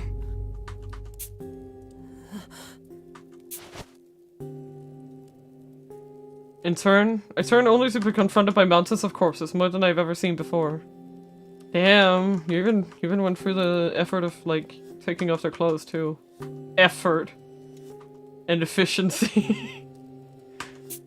What kind of vision is this? It's far different from any other premonition I've had. This vivid collage of death borders on the fantastical. 何が起きたって言うんだ。死体以外に情報を読み取れない点から察するにまだ惨劇の気配しか捉えていないのだろう。だがこのままではいずれ大量の人死にが発生することは間違いない。Ah, you can't see specifically who it is, because... 私も八つ咲港事件を捜査するうちにこの未来を予知したよ。 Interesting. だからこそ対策をせいて本部にみんなを招集までした。その判断も八つ咲港は読んでいたのかもしれないがな。でも一番疑わしかった外道探偵は死んだんだよ。八つ咲港はもういなくなったはずなのにどうして。この未来を見ていることが答えさ。ワト君、君も内心では気づいているだろう。Yeah, I mean, he said he was just a pawn, so... こうも簡単に死ぬわけないと。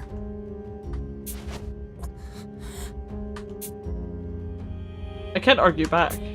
I know it to be true. My hunch became certainty the moment I saw the departed renegade's face. The Quartering Duke lives. The case will continue on if he escapes this island. All the tragedies that befell us would be for naught. この死体の山はこの先で生まれる八つ咲港事件の犠牲者たちなんだね。ああ、おそらくな。死に様は異なるだろうが、相当数の死体が並ぶことは間違いないだろう。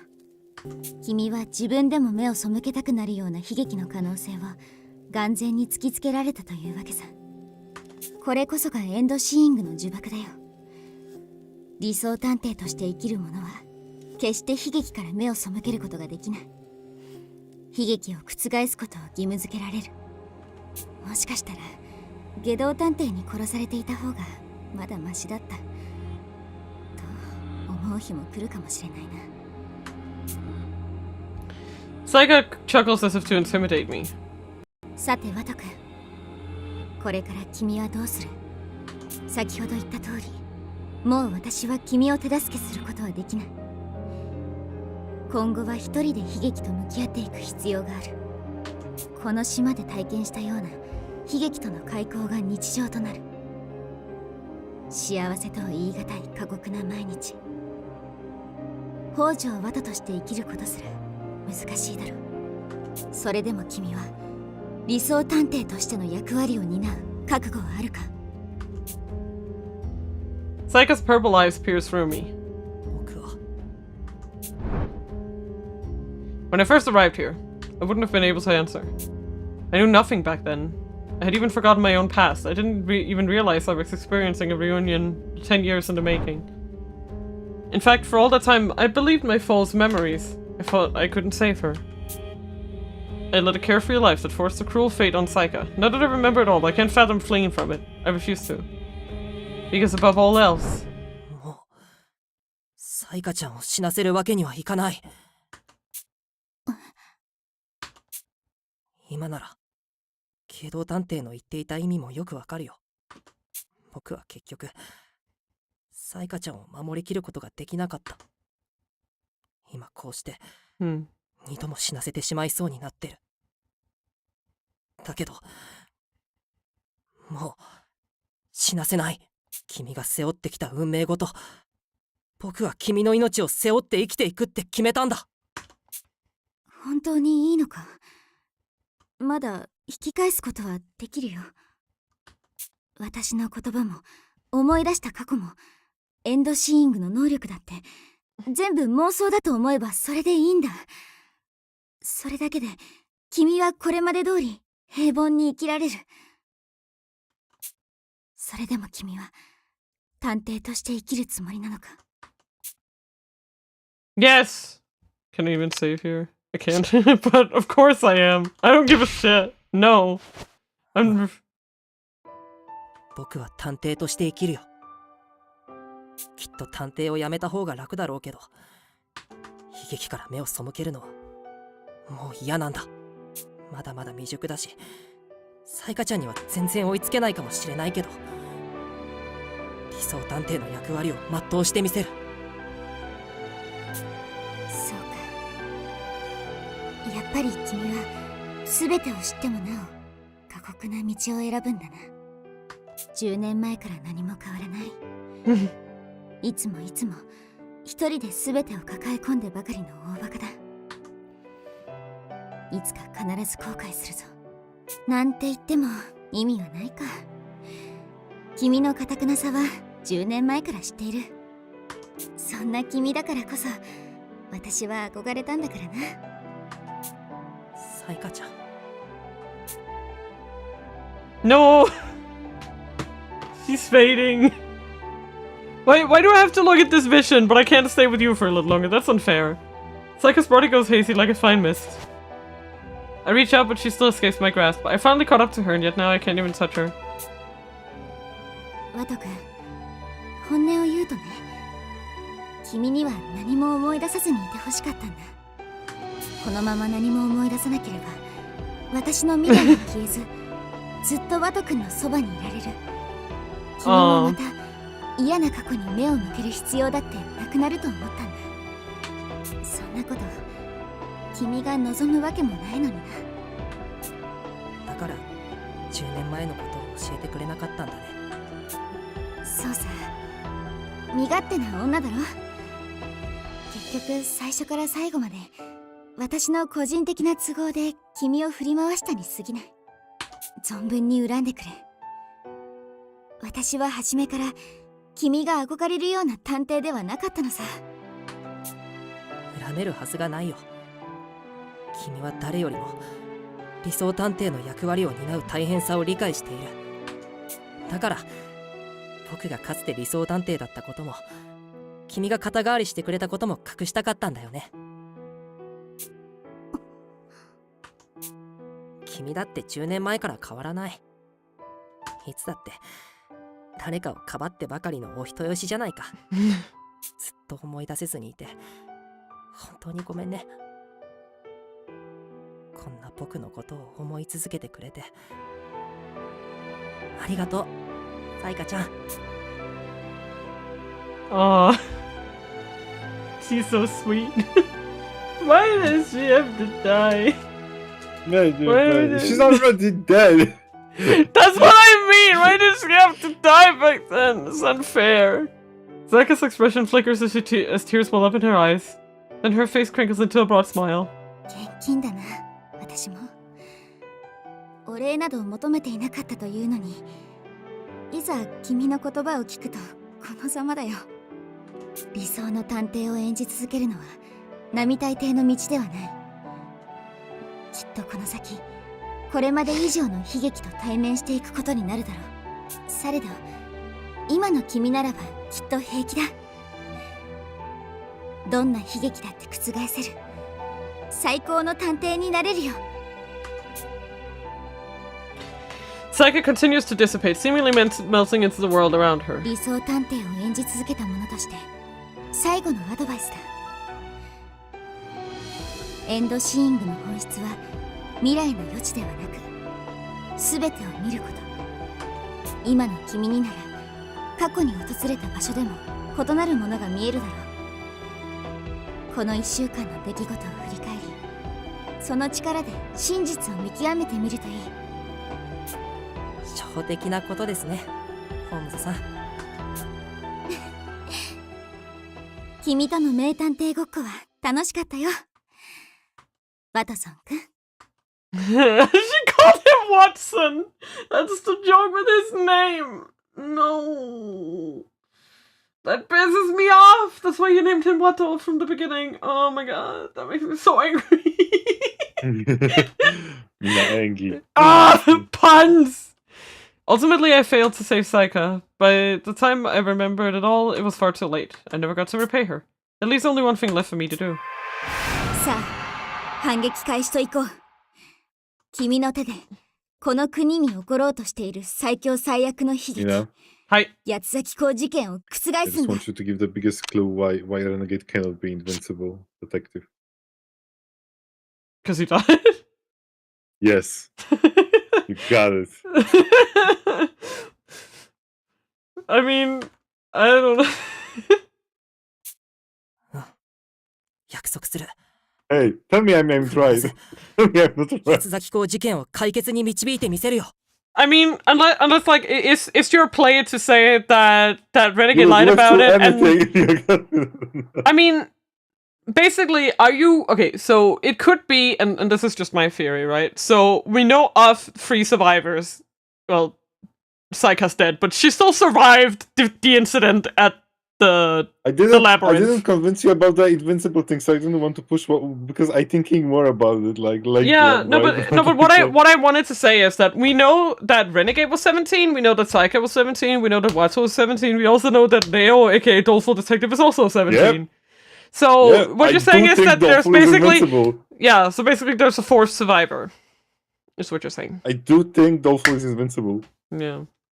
But in that case, no, because Workaholic was talking about how he didn't know what Invincible Detective looked like. Exactly. And he thought it was Renegade, so... Yes! So that was just his... Yeah. And make this vow to one I cannot see. The one who's everything to me. さん、無能さん、急に固まってどうしたんですの？ごめんなさい。僕どれくらいぼーっとしていましたか？はい、1分少々じゃないかしら。なんですの？もしや寝不足ですの？ええ、そんなものです。 Maybe I had one of those waking dreams just now. Then again, whatever it was doesn't really matter. It isn't gonna change what I have to do. 家族さん、僕を信じてください。無能さん？ I don't care if that was a dream, an illusion, or even a hallucination. All I know for certain is that it's too early to say that we've resolved these paradox killings. 僕は社畜さんを殺したのは下道探偵だと考えていましたが、結論を出すにはまだ早いことに気づきました。はい？何を言っていますの？誰何がどう考えても外道探偵が犯人としか考えられないじゃありませんの。 I don't think so! 多くの証拠がその事実を示しています。 It's not that でも simple. 一つだけどうしても腑に落ちない点があるんです。腑に落ちない点？外道探偵が死ぬ間際に笑って死んでいることですよ。外道探偵にとっては無念の死のはず。奪った命を背負うことに執着していたあいつが社畜さんを殺してすぐ死ぬなんて悔しいはずなんです。確かにそうですけど。 It's because Renegade Detective tried so hard to kill me that I understand his mentality so well. The irony is almost too much. But much like Saikon my dream just now, the smile on his lifeless face showed not a single sign of regret. Something must have happened right before he died to give him that satisfaction. でも根拠はないんだよね。 You shut up! 下手に行動を起こせば敵側の罠にかかるリスクも増えます。それでも捜査を続けるんですか？ Can I save? Oh, I can't. Fucking hell. Somebody let me save! 何か確信していることがあるようね。私たちを説得するだけの材料を提示してくださいよと少女は要求する。ごめん、飛躍くんの言う通り具体的な根拠はないんだ。あえて言うなれば僕の探偵としての勘かな。魔界さんから全ての物事には理由があることを教わった。ヤマトさんから一度信じたらブレるなと励まされた。武装さんのおかげで守り抜く強さを知ることができた。この島で学んだからこそわかる。まだ輪郭のないぼやけた推理だけど、外道探偵の死には隠された謎があるって感じるんだ。救助が来るまでの間、もう少しだけ僕に協力してくれないかな。外道探偵の死について、いや、この島で起きた全ての事件についてもう一度考える時間が欲しいんだ。 Everyone falls silent in my petition. Can I say that? No, okay. Going off totally unfounded hunch ought to disqualify me as a detective. Back when I first arrived, I'm sure they'd all have laughed at me. I miss Mina. Hello, Tawin. Welcome to the stream. However, 無能探偵が言うなら協力します。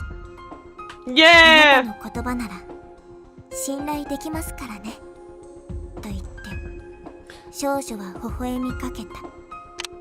Please let me save! You can't really say that there's no way to いい save. 顔になったわね、無能ちゃん。 Is there a quick save button? いいわ。お姉さんもあなたに協力してあげる。 Which one is it? 一緒に八つ咲き子を捕まえましょうね。L2? L2? You can't do it. You hear that sound? That's the sound of it not working.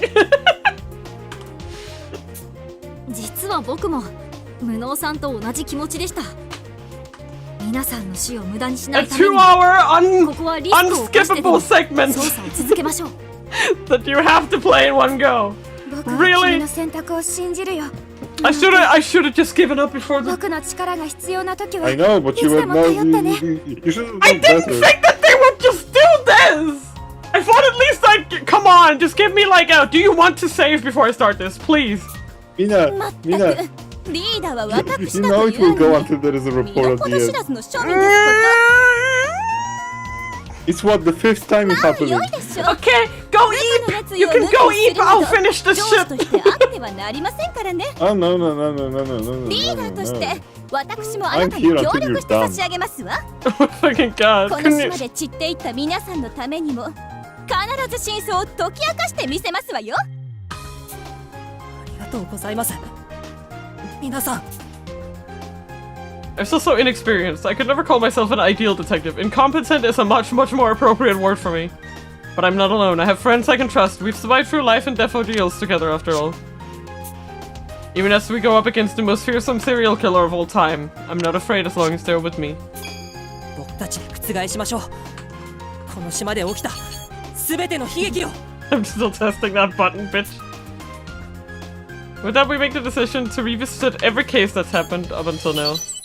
But not one moment later, we receive an unexpected transmission. This just keeps going! 皆さん、探偵同盟本部から連絡が来ま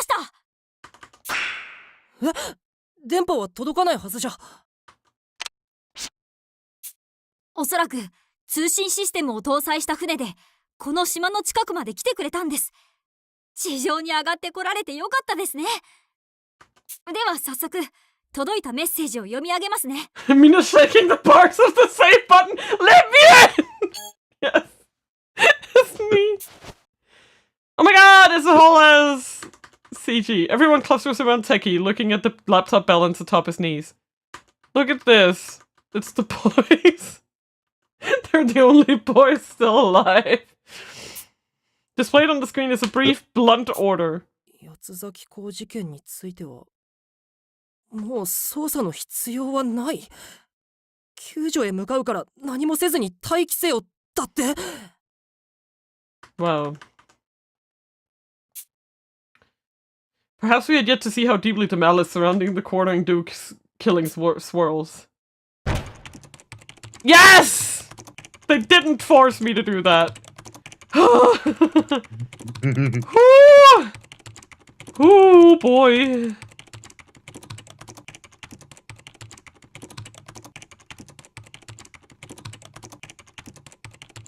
He looked happy. Perfect. Thank you so much! You would not believe how...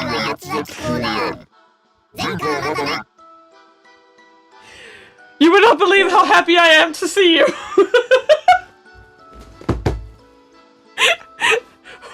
Okay. We did it, boys!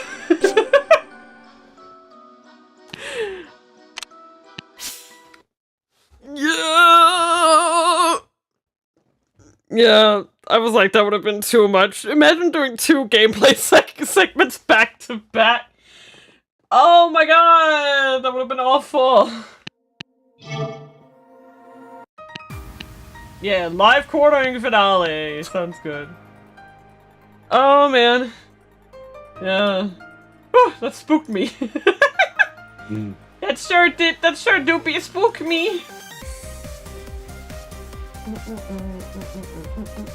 We're just listening to this while I go look for the raids, because we're getting out of here. If I touch the game anymore, it's just gonna send me into a 4-hour segment, and I'm gonna be here until next week. But yeah, I will try to at some point go back and fucking do that one keyword that I missed, because it's gnawing at me. You'll be fine. It's gnawing at me. It'll be fine. No, it won't. You will build character. It will build your character, Mina. Here I go. Can I to do the raid thing, please? Thank you. You're so good at this. I can type. Good job. Those are the raids, and now 6 can use the big boy raid. Ain't that fantastic? Yeah. Let's see if anyone's playing anything cool. Cold steel. No, it's not cool steel, it's cold steel. Cold steel.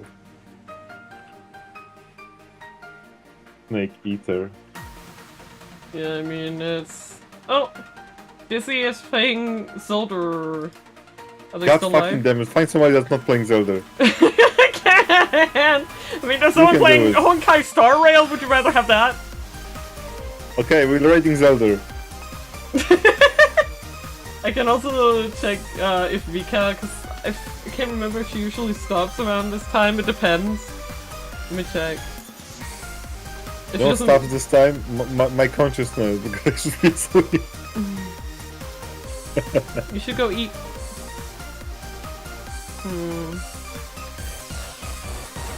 Yeah, let's go raid Vika. We're raiding my mama! She is, I'm debuting on June 9th, if y'all remember. Woo! And we're raiding the person who rigged my model! Woo! Woo! I hope you will go enjoy that, and, yeah. it was a great time hanging out with y'all tonight, and I hope to see you again on Friday. I'll see you later. Bye bye. Oyasumi na. Oyasumi na.